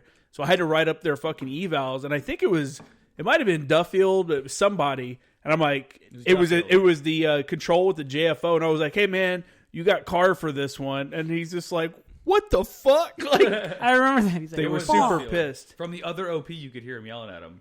They were. You were Like, on the "From other OP, right? mark! I was from the mark. I was with first one to hit, and he's got to get the corrections. And Carr wouldn't answer, and Duffield's on the other one. This is for his. No. The first one was when we were on OP2. I think is the closest one to the water. When you're down by, you can look down and see the gun positions, the RD pieces. They was there because he was in the bunker. We had Carr in the bunker, and Duffield was sitting right by him. And I'm like, yeah, I think Sims was out there too. The CEO you're came thinking out of, for that one and watched. the one where like this is probably one of ANGLICO's like just a giant fuck up for the Junior Marines. They sent all the staff and O to one OP. Do you remember we were on the OP? Yeah, no. As all the That's what I'm JTACs talking about. and all the Junior Marines were on a different OP. And you guys were out there with Major Sims, or not Major Sims, Major Whiteman, and all You that. could hear. I was on I the, know. The reason we did that, the whole point of that was that we took all the JTACs, me and Smith took all the JTACs that were going through their evals. They had to get their JTAC and JFO certification or whatever. And we left the JFOs on the other OP. So the point was that you're going to do it for real. Terrible idea. We're like, you're going to do it for real. Like, he's not actually here, so let's Great work idea, through because it. Hoffman went on, and then other dude, like good JFOs went on, and it was fucking awesome. And then Carr went, and it just went downhill. And I was on the OP with the staff and the O. And how far are the OPs from each other? Like, It was a distance. like a fucking barely to where I can see. Probably like 2 kilometers. like over a mile Maybe easily. more. And I can hear, you're like a concert in the distance. Yeah. I could hear the Junior Marines getting fucking annihilated in the distance, like you know. Yeah, they were at OP. They were at the one with the yellow bunker up on the hillside, the best one to hang out at. And we were down by, what's that called? The castle. Yeah. Was it the castle? No, Fuck, wait. I shouldn't remember. On San Clemente Island? Yeah. I don't know. Fuck, we went there. We slept in them when I was there for MOS school. It's called. I know what you're talking about. There's old 6-1s yelling like, "This motherfucker is probably fake." Can't remember the name of the bunker. I used to call San Clemente Island the ANGLICO Proving Grounds. Yeah, we were out there all the time. That's where the juniors would really. That's where they knew it was. Like, remember we went with Shilly and they were jamming. Dude, cactus in his helmet. I was like, Air was about to check on, and everyone's at the OP or whatever. So I walk up to the Humvees. This is on OP2 or some shit, and I see sitting by himself. Like, it's kind of weird to see someone, like one of the guys sitting by himself because everyone's always bullshitting with each other. He's sitting there with the Kevlar and a big ass rock. Smash, or can you take out his name because he's still in? He's smashing cactus into this fucking Kevlar. Yeah. And I'm like, what are you doing, you maniac? Yeah. He's like, this motherfucker left his helmet unattended. And I'm like, the hell? Like, Air's about to check out. I helped pick that shit out of his helmet because I'm like, he's going to cut his head. Like, the Air is checking on. That's legit. He has to put it on. He was just like, he kind of took it a little far sometimes. Every time. Yeah, absolutely. Yeah, and it was like, if There's you no line about that. He kicked the man so hard in the chest that his Lance Corporal chevron turned the cross rifles, we saw it. It was like, do you believe in signs? It was beautiful. Swear on my life. I'm like, and no one noticed it, and then all of a sudden we're like, oh shit. What did he kick him for? Swung off the pipes on shit. Touching his curtain.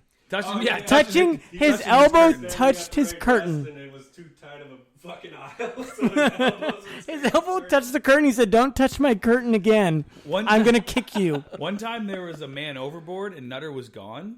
And I'm like, nah, it's probably just and then all of a sudden they were like, hey, this is real. And you're like, oh, fuck, I got to get everybody. And we couldn't find Nutter. It was like, we got to go to his rack. We got to find the note he left. He's taking us down 100%. Yeah, I was in the mess hall when they called that shit, and I remember they were running through the fucking I was like a tight little P-way to get through from one side to the other, and it was just like, get the fuck out of the way, this isn't a drill. We ended up finding Nutter, and then we yelled at Nutter for wherever he was doing where we found him, so nothing happened. I remember this one time we were on ship, and Nutter had been gone all day, no big deal. And we're like, hey, Nutter, where were you at? Yeah. And he was like, oh, I was going to go down to the SAC and check my email. But when I passed by the mess decks, I saw some Navy rank. I don't know what his name, Dutchins or something like that. And we're like, oh, okay. Whatever. He's like, yeah, so we went to the mess decks and we had some coffee. And he was telling me some jokes, but Sergeant, I'll be honest, he's not that funny. I'm like, okay, what? I don't fucking know this dude. I'm like, what does he look like? He's like, he's got kind of curly hair. He's got freckles. I'm like, okay, sounds like, whatever. And he starts telling me about his mom and this depressing shit. This guy's telling Nutter some depressing ass shit. And I'm like, okay, whatever. He's like, okay. And then after that, I went to go check my email. And he was gone for 4 hours. So he gave me a 4 hour long, eat up each time. So I'm like, okay, whatever. This guy comes into the aisle, I think it was Pena or something. He's like, hey, what's up, Nutter? Heard you were jamming out in the fucking chaplain's office for 5 hours. I'm like, what? Turns out he was in the chaplain's office playing the guitar the whole time. He made up everything. Oh, no way. And I told Nutter, I'm like, so he's dude, a psychopath. You could have made up a cool friend. You didn't have to make up a loser friend because the guy that he's talking about shit doesn't exist. Yeah. He was fat, overweight, freckles, not funny. I'm like, dude, yeah. He's like, and, I was like, to tell you the truth, don't tell anybody. yeah, he's not that funny. I'm like, dude, you could have bashed And you'll him. hear it, believe me. You I could've- remember when he was like getting close to being overweight, or he was overweight or whatever, and he was working. That boy then- was always overweight. and then they put him working in the mess decks, and then they had him in the bakery, and then he That got in kid- trouble for. Someone thought he was eating cookies. That kid ate a cookie, but then he would spit it out, so he didn't get the nutritional value. He could just taste it. That's what I remember him saying. That like I just And eat it for someone the had to taste, tell him, and then hey, I spit bud. it out. No, he would keep his laundry bag in the kitchen as well in the bakery. And a normal human had to be like, hey, bud, you don't do that as a People human. like Put when your you get dirty sick. laundry in here while Yeah. we're making bread. And that's what we tried to explain to him. We're like, Nutter, He had his moldy everyone gets boots. this. He had his moldy boots in the sink. in the bakery in the sink, black mold in the boots, and someone How threw does them. boots get Some moldy? savior threw them Dishes. threw them overboard, and Nutter was pissed about it. And we're like, dude, They did you like, it's like they saved I want to us. thank that guy. I Yeah, want to shake that guy's hand. we're not sick because of that was the VGE outbreak. Yeah, right. Double Dragon coming at you. That's what literally the cause of it. Did any of you guys get Double Dragon? think we I did. all did. When- He did the day he left for the field in Djibouti. They were like, I got it. Explain what the Double Dragon is for people that don't know. You're vomiting out of your asshole, and you're also vomiting. also vomiting out of real, your real. fat. Like dude, VG is like, it's like food poisoning times a billion. It's what you hear about when you hear like, oh, this cruise ship, 400 passengers were sick and they had to quarantine. That's shit. what it is. You'll get done. You'll stand up from shitting. You'll throw up, and you'll sit back down and start shitting. There's people that they're just walking and they'll just shit all over themselves just walking. Remember being in the bathroom? You hear people. You're like, "Get it, buddy! Like, hang in there." Yeah, there's like super camaraderie. Dude, so Seriously. my rack, although in a good spot in that little back area that the staff NCOs pulled or the staff sergeants pulled together, my personal one next to my head was the vent for the head. So like I could hear it was where the shitters were too. Luxury must have been bad back there, huh, Rango? Not the sinks, not the sink part, but the actual shitter part. So when everyone had VGE, I'd be sitting there listening to people come in like, oh god, just, boom. And like I swear to God, I remember this dude like, oh my fucking god, and he's just slamming his fist against the door of You'll the hear shitter people, while he's doing please, it. Please, I please, remember please, I please. was laughing in my rack like, oh my. Luckily, we had whatever it is, negative or positive air pressure, and it was the smell wasn't there, but just the sound. So Like, we had the aisle right next to the birthing head. So like for us, we didn't hear the screams, but we heard more of like people like frantically. Probably people just running into the door without even trying to open it. I got on the boat and I'm like, "Don't worry, guys. I'll get you guys the good aisle, and that was the only aisle left. Did it And I was happen? like, Terrible, "Fuck, terrible. yeah." Did it happen once or twice on our deployment? Twice. Okay. I Twice, thought it did. we They had to all wrap the got food it. up. Except never got Nutter. it. Nutter Except never for got Nutter. it. Nutter was the only one that didn't He's get it. immune. That's funny. He's immune. Yeah, He lives in that he's shit. yeah. I got laughed it. at it. I got it once on the first MEU I did during the workup. It was going around on ship, and I was supposed to go do a raid with the task force. And fucking, they're like, "All right, you're gonna be the JTAC for this raid tomorrow." And I'm like, "All right." And then I just start shitting myself. And that day it was like literally like shit myself like 12 times in that one day. And I'm like, oh man, I gotta get it together, man. I'm going out with the task force tomorrow. I can't just not. I would have put a diaper on. I started, dude, I pulled back some old Afghan tricks, started eating a bunch of rice. I just ate white rice and just fucking, it just soaks everything up. So Yeah, it was. I shit and then did the raid because we were flying from ship all the way out to Arizona doing whatever we were doing and then coming back. Do you remember when we did that Arizona raid? Yeah, he was there. My was the my helicopter was the one that almost got hit by the fucking Cessna. Oh shit! Yeah, I saw that. I was like, we were hanging out. Did you did it That right? was cool as fuck. We were all just couch-tailed in. There was Yeah, like we were like hanging over out there, Vietnam style with like Yeah. the doors open. Yeah, Well, we had like 5 Hueys, dude. It was maybe it not was 5. cool, but Remember, I used my No, I think speedometer it was thing. We were 5. doing like 140 miles an hour in those things. it was like ripping it. so this is what Anglico's kind of like. They're spoiled, man. Or like we're spoiled because it's like, hey, just show up at like 10, and we're gonna fly out to Arizona from California. We're gonna go do a raid, And then we'll be back. We'll be back then- for dinner. Yeah. Yeah, we'll be back, and we're like, and the guy's like, what time are we getting back? Because if it's going to be like 1900, that's going to be kind of gay. No, seriously. We're trying to drink. You know what's going on? Yeah, we're trying to like shit. I didn't know about this. And what was no sick, planning. What was sick too is that we could either use the LZ right next to the shop. So it was like, let me grab my gear out of my locker that's 100 yards pick us up from our home. Yeah. And I remember Sims said something about that. Sims like, you guys don't understand how good you have it. Dude, at 10th Marines, man. They're like, that would take months of planning. Just to go to a Mount Town. Yeah, and I'm like, like that morning, they're like, hey, we're going to... They're like, yeah, we tried to get a Huey for you guys, but so what we got was a 7-ton that's going to pretend to be a Huey. Yeah. Right? So you're like, damn it. I remember That's was when 10th Marine shit. It was when we're gonna do a mountain town. We're gonna do a mountain town and like fly in, and one of the guys was like complaining because we were gonna fast rope in, but we weren't gonna fast rope on a building. And he was pissed about it. He's like, that's gay. Who doesn't fast rope on a building? I'm like, Hitch, when do we ever do that? I've never done that. And he's like, that's fucking gay. I'm like, yeah, we're probably getting a little like... And we were pissed when we wouldn't get SUVs. When we wouldn't get the black Yukons, we get a van. I'm like, how are we going to show up to JTM in a van? That's super gay. Yeah. That's the shit I would think about. Yeah. I'm like, that's pretty gay. I just had to rent a car. I'm going home for Christmas, and I just rented a car for the entire time I'm there. And I'm like, damn. This was way cooler when somebody else was paying for it. Why didn't you get Turo? The same, dude, I'm from Lafayette, Indiana, man. Yeah, but you could. They barely have fucking Uber. You're going there for 3 weeks. I know. What are you gonna do? I rented a car. Throw snowballs at I literally just said I rented a car. I guess I did not rent a fucking like whatever we would with Suburban was what we always.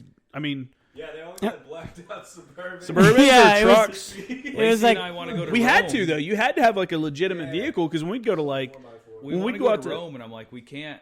I'm always like, man, we can't travel like I used to. I got to pay for all this shit. Yeah. I'm like, a hotel. I'm looking at hotels and like rental cars. I'm like, God damn, this is what the government paid. When everyone went to a JFO, they would usually get like reimbursed a fuck like ton of money, $900, $1,000. Oh, because you're staying down there in Coronado, dude. Well, that's got to be in the top 5 most expensive properties in the country. And I was just like, how does this work? I mean, I show up somewhere and I get paid to eat. They're like, the government's gonna pay for your. The government's gonna pay for your hotel. That's gonna be like $1,000, and then the government's gonna pay you back that $1,000 because we couldn't stay. So what happens is when you go somewhere, you can only stay in like rated government like that they deem safe. So like when we went to Australia, we had to stay at like the Hyatt or no, it was the Marriott maybe, really really fancy at like the fanciest hotel out there because it was the only one that was rated like for the government to use. So we had a suite. I had my own personal suite that had its own separate bedroom, its own kitchen for 4 weeks. That's what I told I told Cameron, my old neighbor. I was like, dude, you live like a ghetto rock star. I'm like, you know, sometimes you live in some sick places, sometimes you don't. Dude. I was like, you're going out and drinking with your homies, and people are like, oh, you're in the military? Like when you're not in a military town. We told people in Australia that we parachuted in.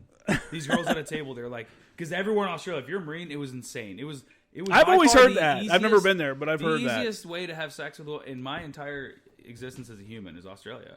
We told girls we parachuted in, and it was one girl said, will you take me back to your hotel room and have sex with me? Swear on my life. And I was like, abso-fucking-lutely, I will. It was the easy, and we weren't there on a MEU. We were there with the SALT or the FICT, or no, yeah, the SALT. So it wasn't like a ship was ported, so you could pick from whoever you wanted. One girl was like, come back to my table with my 15 smoking hot women friends, and we're all, I don't know, gonna bang each other later.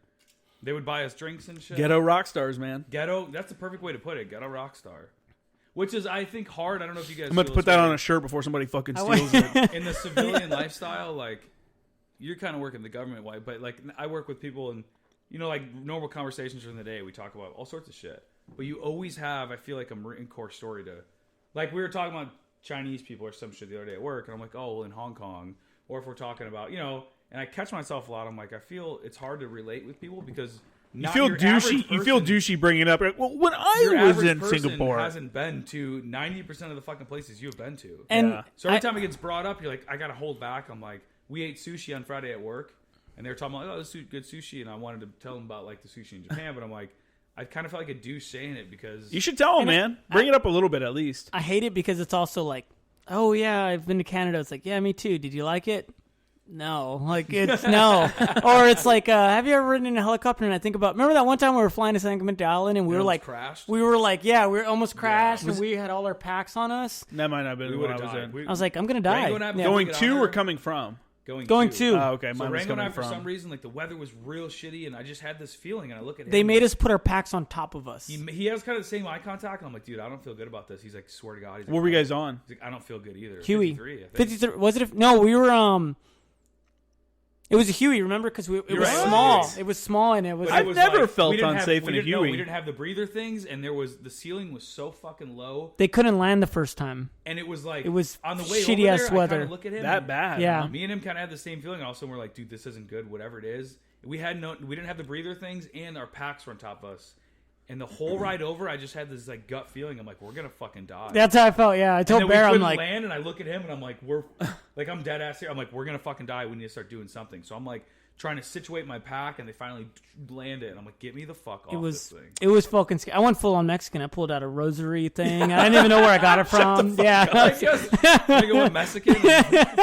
Dude, we flying from San Clemente. Yeah. Flying from San Clemente one time, we were on 53s. It was myself and I think a couple other guys from your guys'. I don't remember completely, but we took off. And before we took off, they didn't give us the rebreathers. And I'm like, oh, thank God. You know, like, I hate wearing that fucking thing. You know, and we take off. And as soon as we get over the water, they lose like something with the some kind of control with the hydraulics that keeps the stick stable where the pilot doesn't have to fight the aircraft. That went away. So all of a sudden, the aircraft is banking left and right and forward and backwards. So it's just doing this like fucking wobble thing the whole fucking time, just doing this crazy ass shit. And I'm like, oh my fucking God. Like, we're over the water. They don't turn around. They keep going. And I'm looking at the crew chief, and I'm like, all right, if this motherfucker freaks out, I'm going to fucking freak out. But I got to be cool because I know other dudes are watching me, you know, because I was assault chief. So I'm like, motherfucker. And we're riding it. They had to request permission to even fly over the 5 and then do an emergency landing at Pendleton because we were flying to Miramar. And the captain that was on there with one of my teams was the 53 pilot. So when he got done, he yelled at the fucking pilot and then called the air wing. He called all the way up to the wing to report the dude for what they had done. And Damaro, I think it was Damaro, was like, he was like, hey, Staff Sergeant. He's like, I was watching you, and I was like, man, if Staff Sergeant starts freaking out, I'm going to fucking freak out. I was like, thank God I didn't freak out, man. We had an Osprey crewman. Dude, super sketchy. Flipped through the book real quick, acted like he was like something was fucked up. And everybody on there was like, fuck. And then he just started laughing, and I'm like, you piece of shit. Yeah, like how dare you fuck with me like that? We had a 53 crew wait for everybody to fall asleep, and we were flying into Miramar, and like everyone was sleeping. I think I was one of the only ones that wasn't, and then they just did a fucking super hard bank left. And, you know, the dudes across me were like hanging above me, and they just wake up like, whoa! Like, it's not something you think a 53 is going to do, but they're actually very agile. When I was flying back from Afghan the first time, I don't know what aircraft you fly back in, the big ass like the C-130 looking thing or something. Was it rolling down the strip? Whatever, yeah, whatever it is, or C-17 or something, like whatever it is. I don't fucking know, but the big ass airplane, their cruise control like turned off. Not cruise control, what is it called? Autopilot, or it keeps elevation. It like turned off midway, and we like dropped like 800 feet.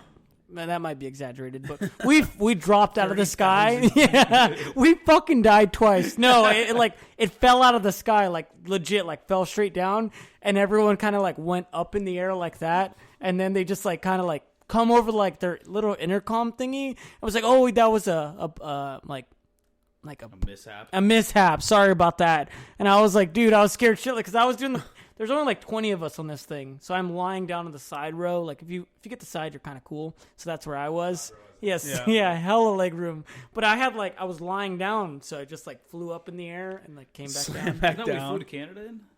Yeah, same thing. Yeah, same that. Where it was like sleeping on the Humvees and all that shit. Whatever.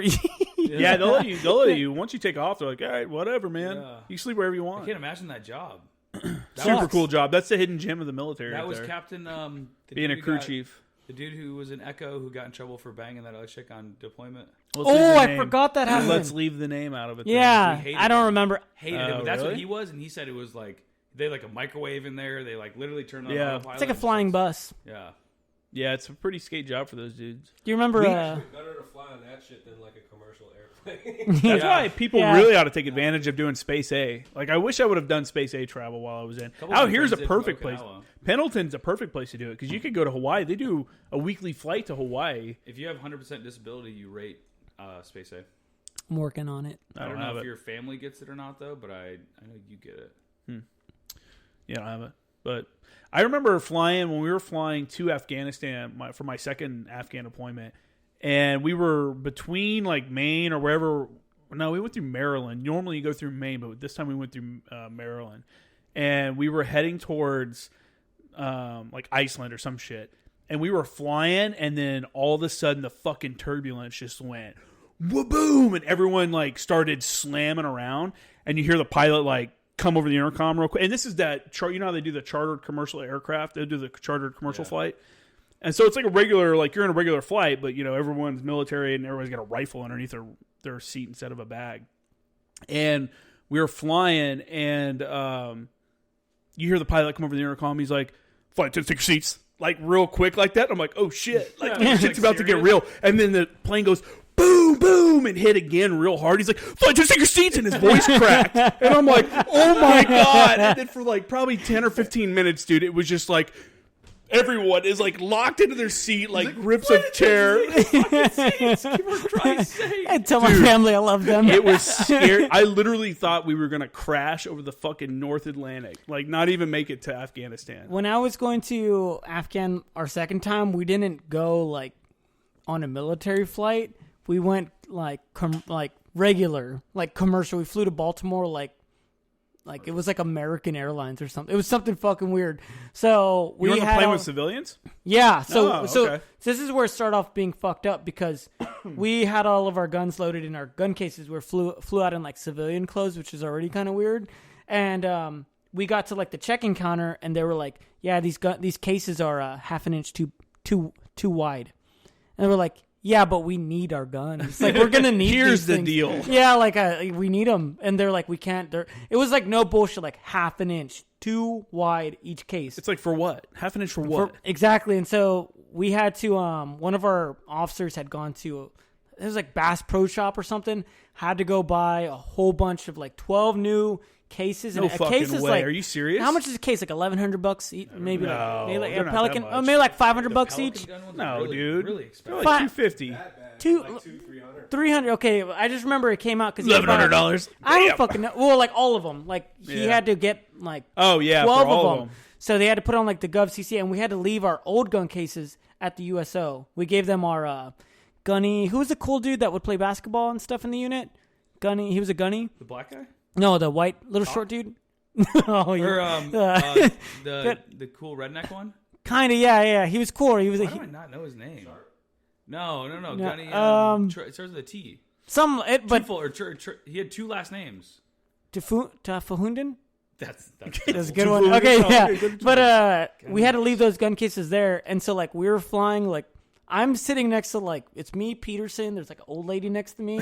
It's like, where are y'all headed to? We're like, we're going to like Afghanistan. Like I'm not. She's like, I'm going on Baltimore back to see my grandkids. I'm like, this is fucked We're gonna up. go. Try to smoke some dudes. This is not. Yeah, I was like, Can I it's get a hard to drink, please? It's hard to get in the mindset, like, oh shit. I never flew like that. 200. Yeah, I told a lady, we're going to fucking Afghanistan. Yeah. God damn it, lady, What's it strap cost? in.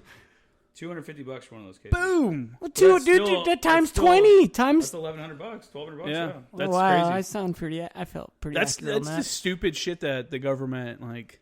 Well, that was like regular world. Like that was a commercial. No, I'm like- saying that the government didn't go. No, you're just going to take them.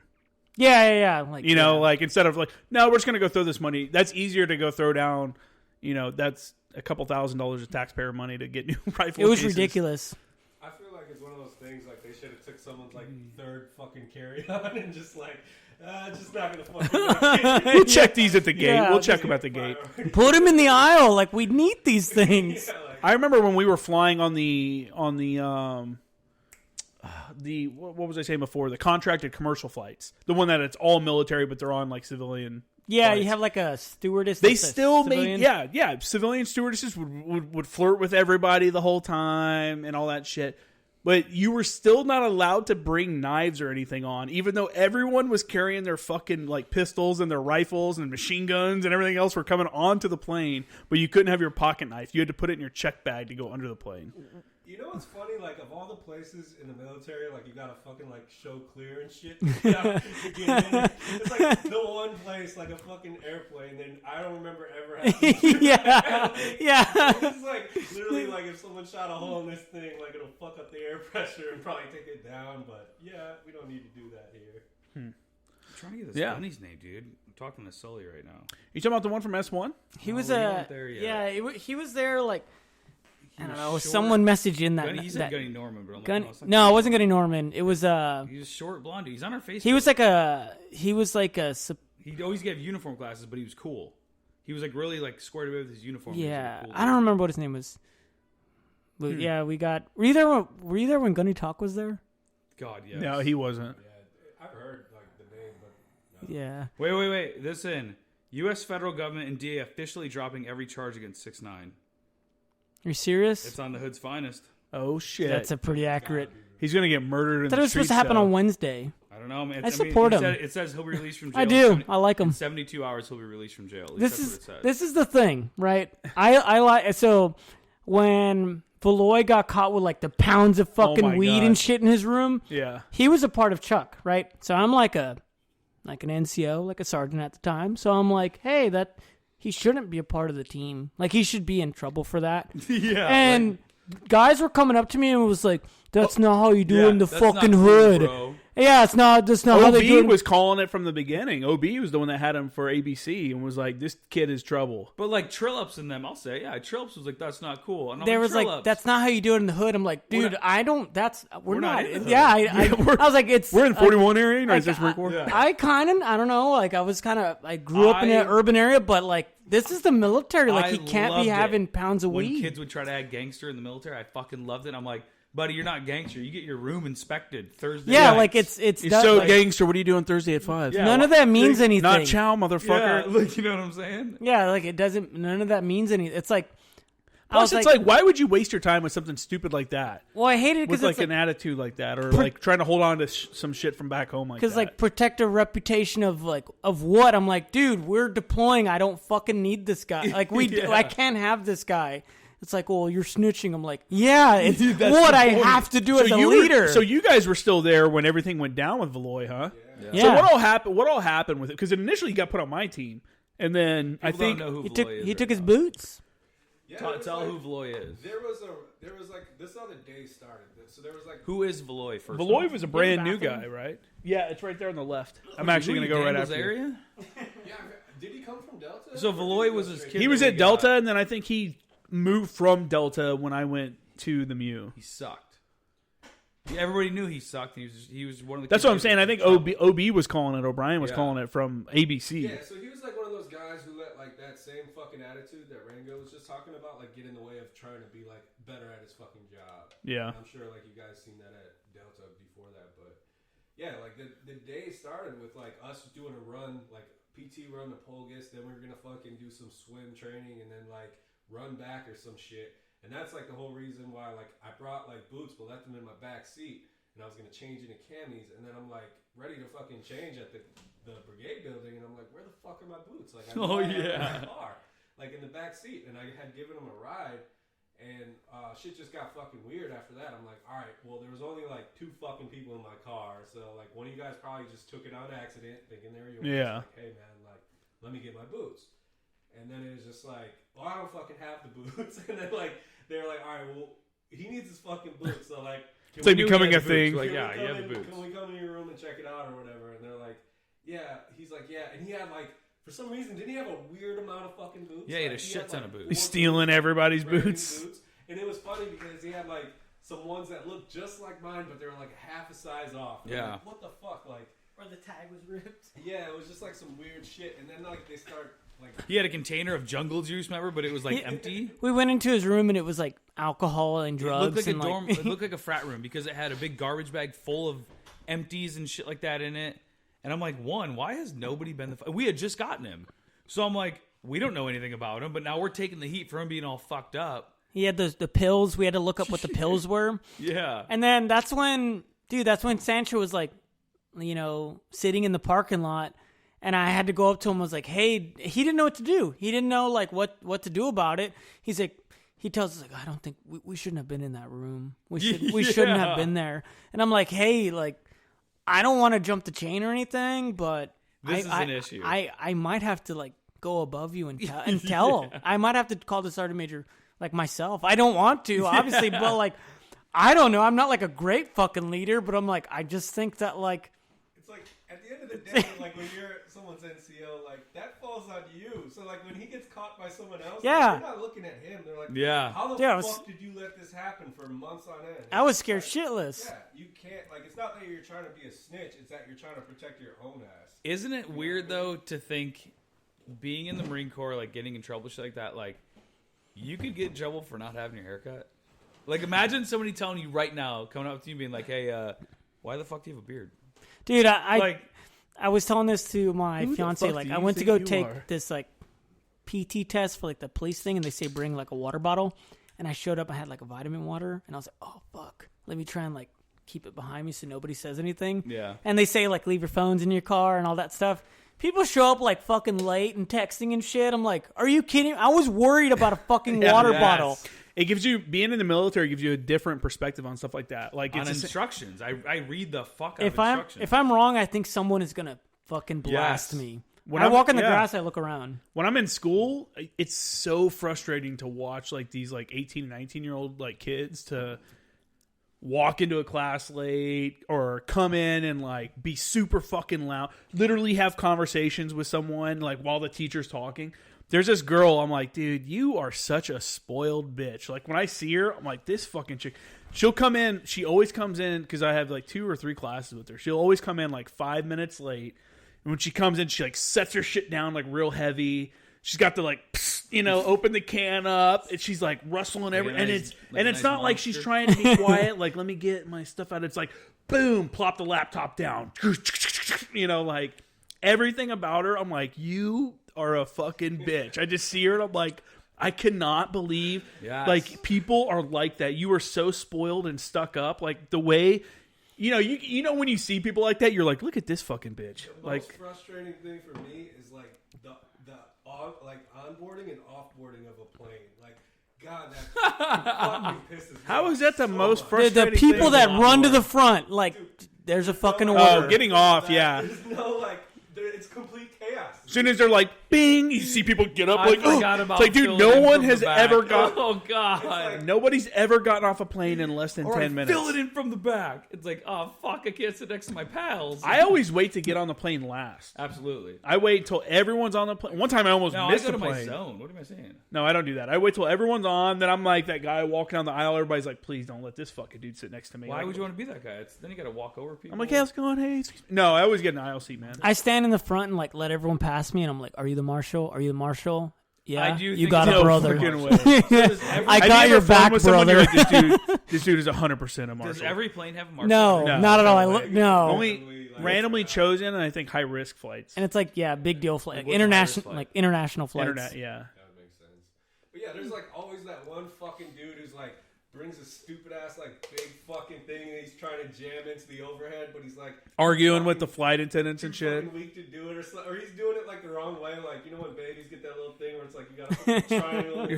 Yeah. In your mind, you're yelling at him, but you're trying to act cool.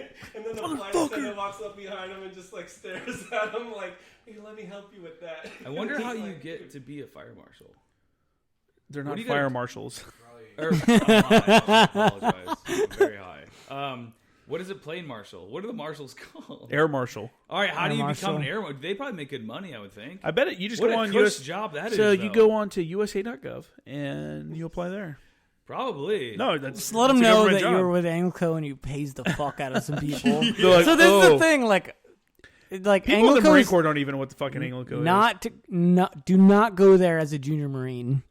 No. Yeah, I because think it's a good spot for a junior Marine, but it tears you up for the rest of your like, time. fuck It yeah, fucks like the- no, unless you had a good foundation, right? You Yeah. went somewhere else. You have I to had go to a good- shitty unit and then come there and That's you're like, what I oh did. my god. That's So what I got did. there and I'm like, this is beautiful. Then I hear the guys, the junior Marines are like, oh, fuck, I got to go shoot 16,000 rounds today. How gay out of an airplane. I'm I'm like, what do you fucking mean, dude? Yeah, I've never heard people complain about having to shoot machine guns. Like, are we almost done? Oh, you had Rogers. Get the fuck out of here. Rogers was a fucking loser, though. I don't Yeah, know, well, maybe he I got exists. one more in me. Yeah, I think I can pump out one more. I appreciated all the cool shit I ever got to do because I went to maintenance battalion. Like when I left MOS school, the staff sergeant that was in charge at MOS school was like, Kramer, fucking Martin, so and so. Hey, you guys are going to second maintenance battalion, second MLG. That's the worst fucking unit in the entire Marine Corps. That's like what the dude fucking told us when he told me what unit I I'm going came to. from CLB, and you came more CLB. And then I was at 9th Comm. Well, and then I did Even 3 worse. years of that, and then I went to 10th Marines.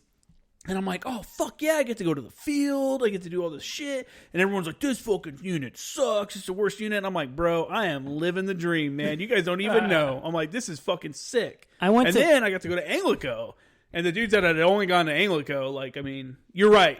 You're kind of tainted because you see dudes that come from ANGLICO to, like, 10th Marines. And it's definitely not, like, you show up in your black hoodie and dudes are like, what the fuck are you doing? Yeah. It's definitely a green on green. Like, where's your haircut? And I was like that, dude. I wore a fucking high fade until my second Afghan deployment.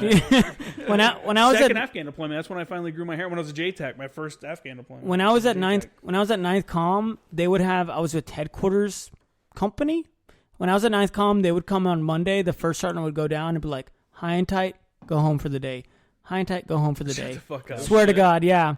That's What where a I came douchebag. from. There's a female. She'd fall out of every fucking run. What a douchebag. So Either I way. got to I went to the schoolhouse for like comm shit or whatever. I got to the 9th Comm. They had too many ROs per company, so they sent me to the armory. I spent 2.5 years there, picked up corporal, got sent to ANGLICO. First day, Flores tells me go grab SKL. I say, what the fuck is that? It was on from there. I was hazed. Came from every 9th Comm. You didn't know what an SKL was? I had never been around comm. I was in the armory the whole time. Flores is great, Yeah. man. Flores is coming on. Actually, so Flores is recording. He'll probably be the episode after this one. He was phenomenal. Flores is, he was probably the best radio operator I ever worked with. Hang on, time out. He just finished police academy too. Just- Congrats, Okay, Wilson is a JTAC now, right? dude. Time out. Wilson is over with us. Willie, I know you're listening to this, motherfucker. He wants me to come on and pin him for staff sergeant. Willie says, I'm coming with. Willie says, talking about his haircut. So he wears his hair pretty high. Justin, we were all talking about like how JTACs can do what they own want, and Willie was like, man, they think they can just do whatever. They don't even get haircuts. They don't even like. But Willie's a JTAC. He's a motard, man. He is a total. Are you motard. serious? Like, these Yeah, guys are gonna get 100%. haircuts. It's because he was at- JTACs don't rate to not get haircuts. He was at like- 11th Marines and he was at regiment the whole time. He was a box bitch, living with the fucking like former drill instructors that I are in love there him, like, but "Rah." he's like telling JTACs to get haircuts. It's a I'm like, different really? world, man. I'm telling you, I was like that. I wasn't like, Not as a JTAC, you weren't though. no way. I have to tell you the story about. It was honestly Afghanistan, man. When I came back from Sangin, I was like, whatever, dude. Everything's cool now. Like I don't even care. Like that shit was crazy, and let's just live life. I should tell you the story about with Wilson with that car on when I told you all the other day about the barracks, the car that was like fucking crashed there. I don't remember that. I was the OOD. And this is after the deployment, right? I was the OOD, and I'm like, when I do my rounds, I'm like, go to my room, have a beer. So by this time, I have like 3 or 4 beers in me, and well, dude, I'd been in for 5 years, so I was getting too reckless, and so like, I'm like, oh, whatever, nothing's gonna happen. So I'm walking from the CP to the barracks, and I see a fucking car crashed on the basketball court. It's like a Camaro. All black tinted windows and music just blasting.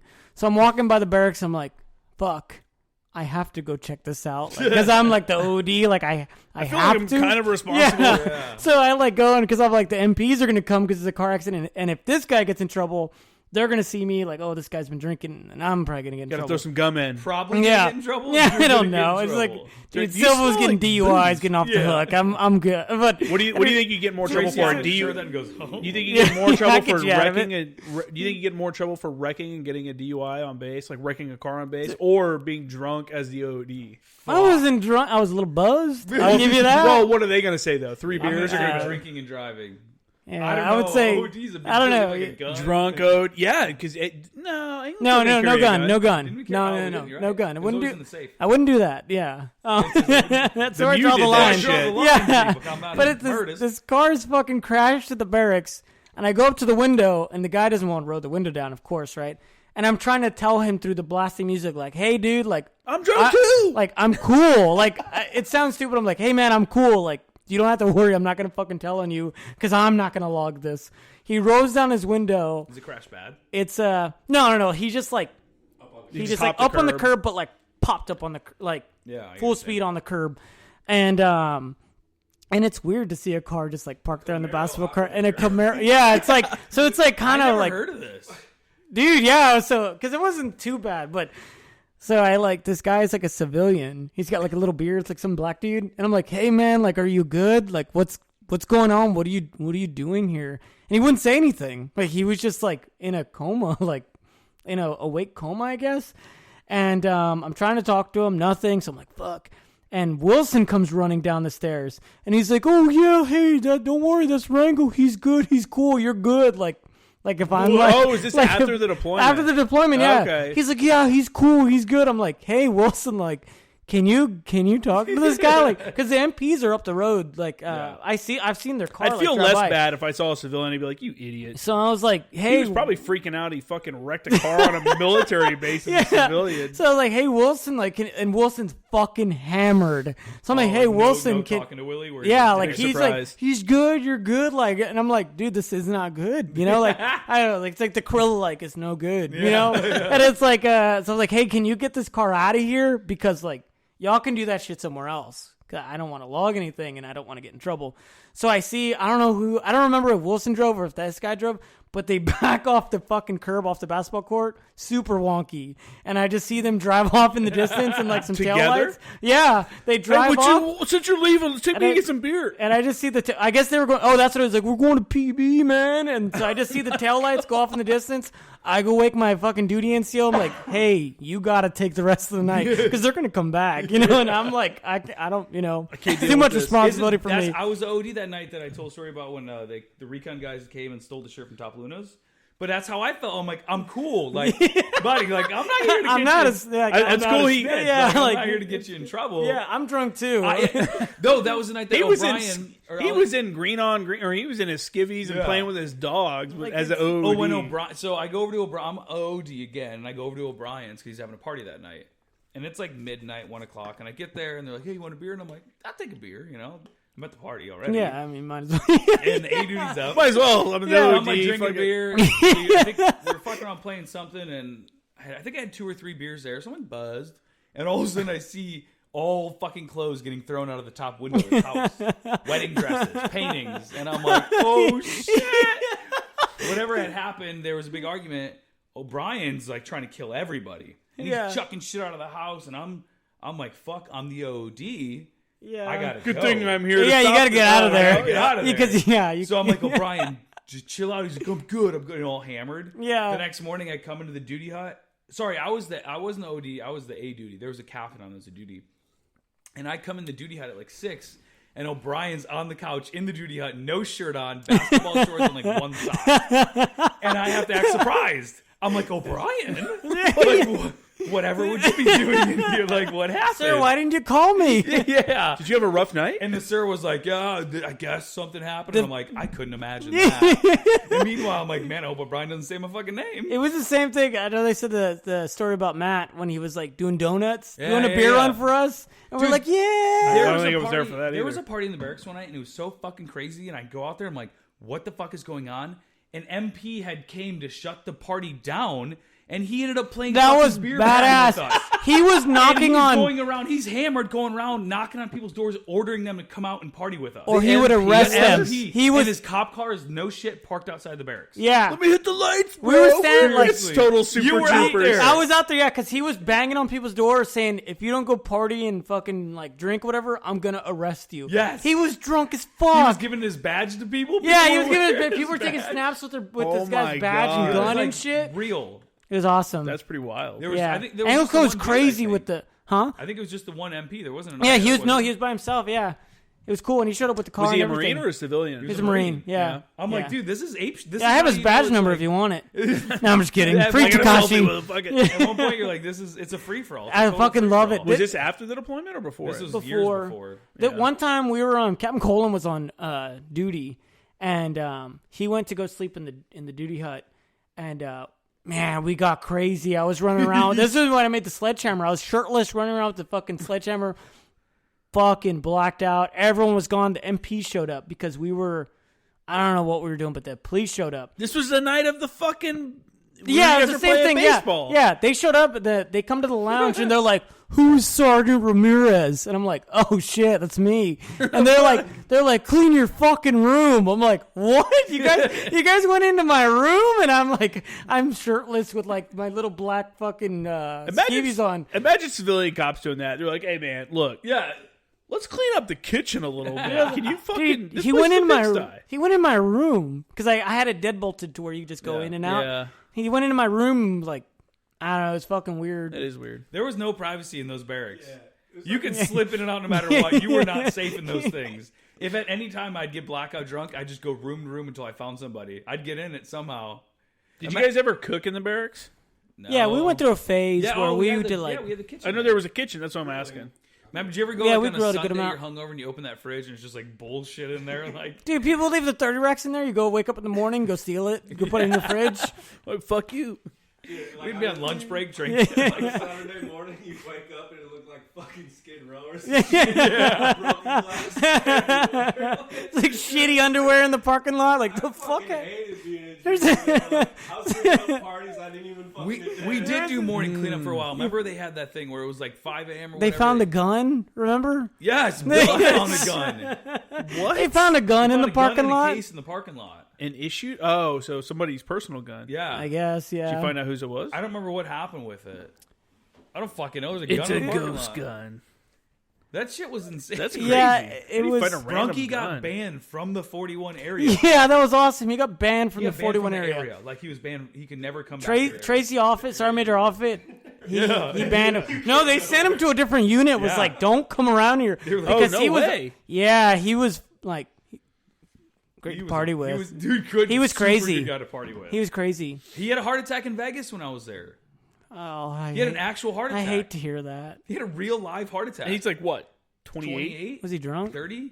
He was drunk for 3 days. Completely. They didn't sleep for 4 days. Didn't sleep for 4 days, actual zero, or 3 days, like actual zero amount of sleep. He had zero water, like not a drop. It was straight alcohol.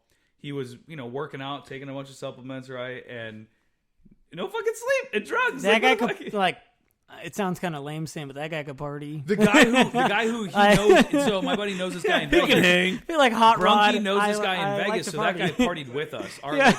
Our supplier basically partied with us. And so I guess when he was the only one left with Brunky by the end, we had already gone. Like everybody flew back home or whatever. Brunky's supplier, the cool guy, right? Brunky won't wake up, and he's like, Brunky's all being fucked up. And so, he could wake up. He wouldn't go to sleep. So Brunky's supplier gives him a Xanax. A full Xanax after he hasn't slept. So that thing has put him down like a fucking horse. And then he wouldn't wake up.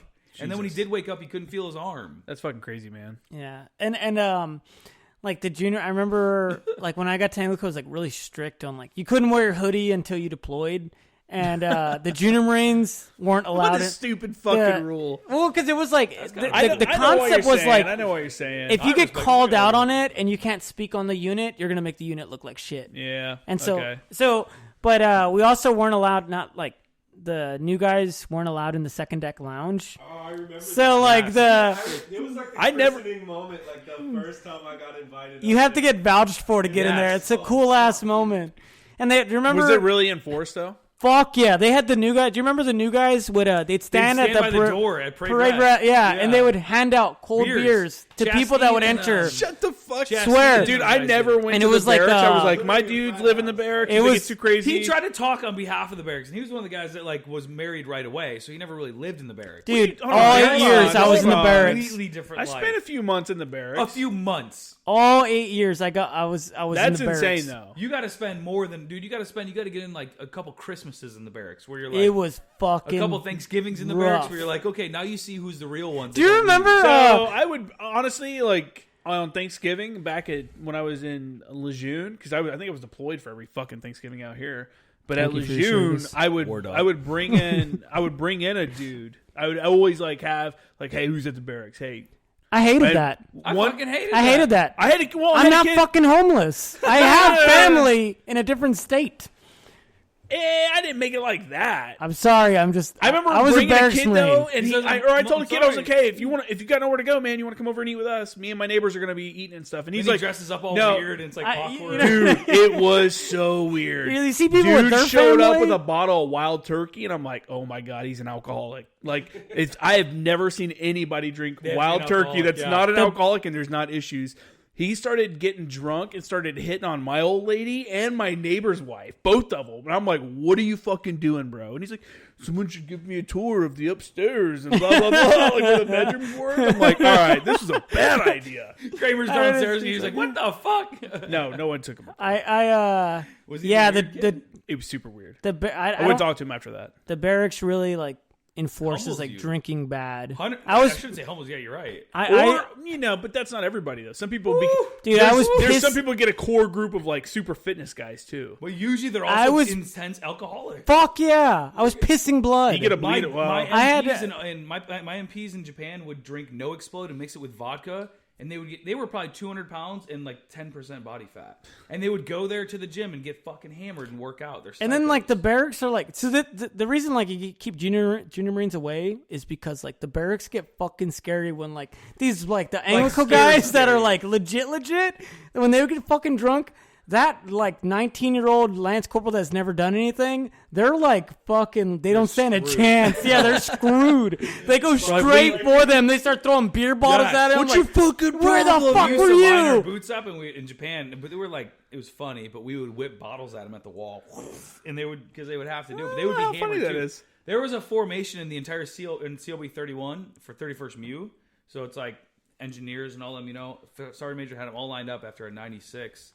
And was trying to pinpoint who was forcing their junior Marines to drink and hang them out of the window, and it was us. So we would force our junior Marines to get hammered. And we would but they would have fun with it too, right? But that's the same shit in ANGLICO. It's shenanigans, man. It's just going. It's straight fuckery. It's just like kids that go to college and join frats and stuff like that, and just hey, dude, I'm here to go to school. That's part of it, but I'm also here to party. There's some dudes that are I'm here to come into the Marine Corps and just go do cool shit, but at the same time, let's fucking party. Because that's always been part of the when you hear from the beginning, they're oh, we were born in a bar. Fuck yeah. And if you read about the Marine Corps, it's dudes talk about how they drank with their buddy. Wherever. I don't know. Well, as a good leader, drinking's part it's of it. My junior Marine can drink more than your junior Marine. That was always the thing. I would tell Chastain, hey, man, you need to drink more than these guys, and they'll respect you. And that's the stupidest shit you could tell somebody, He'd be like, really? So that's the weird thing about living so close to with base. Water, when bro. I got out, I was still hanging out with Breather and Slinger and all those guys I would hang out with. So we were still blacking out on the regular, right? A couple days a week, traditionally. You guys went hard after the deployment. So you guys, everybody got out, went back to their families. Where I'm hey guys, in the group chat, who still drinks in here? Everybody's nah, no, yeah. And I'm yeah, me too. But meanwhile, I just blacked out 3 days that week because you don't realize when you hang out with Marines. I went out with you guys. It's scary. That's all you do. Remember in the barracks where we'd go to the PX and you had one goal that night. You're I'm going to shower and I have to get as drunk as I can as fast as I can. All right, that's where we're going to cut off for this week, and then I'll see you guys next week for the rest of the episode. Make sure to check out my Instagram page, J Kramer Graphics, also the backup account, Former Action Guys. Hit me up, formeractionguyspodcast@gmail.com, and check out my website, as always, jkramergraphics.com. And if you have any questions or anything, feel free to shoot those over on any one of those platforms, and can't wait to see you guys again.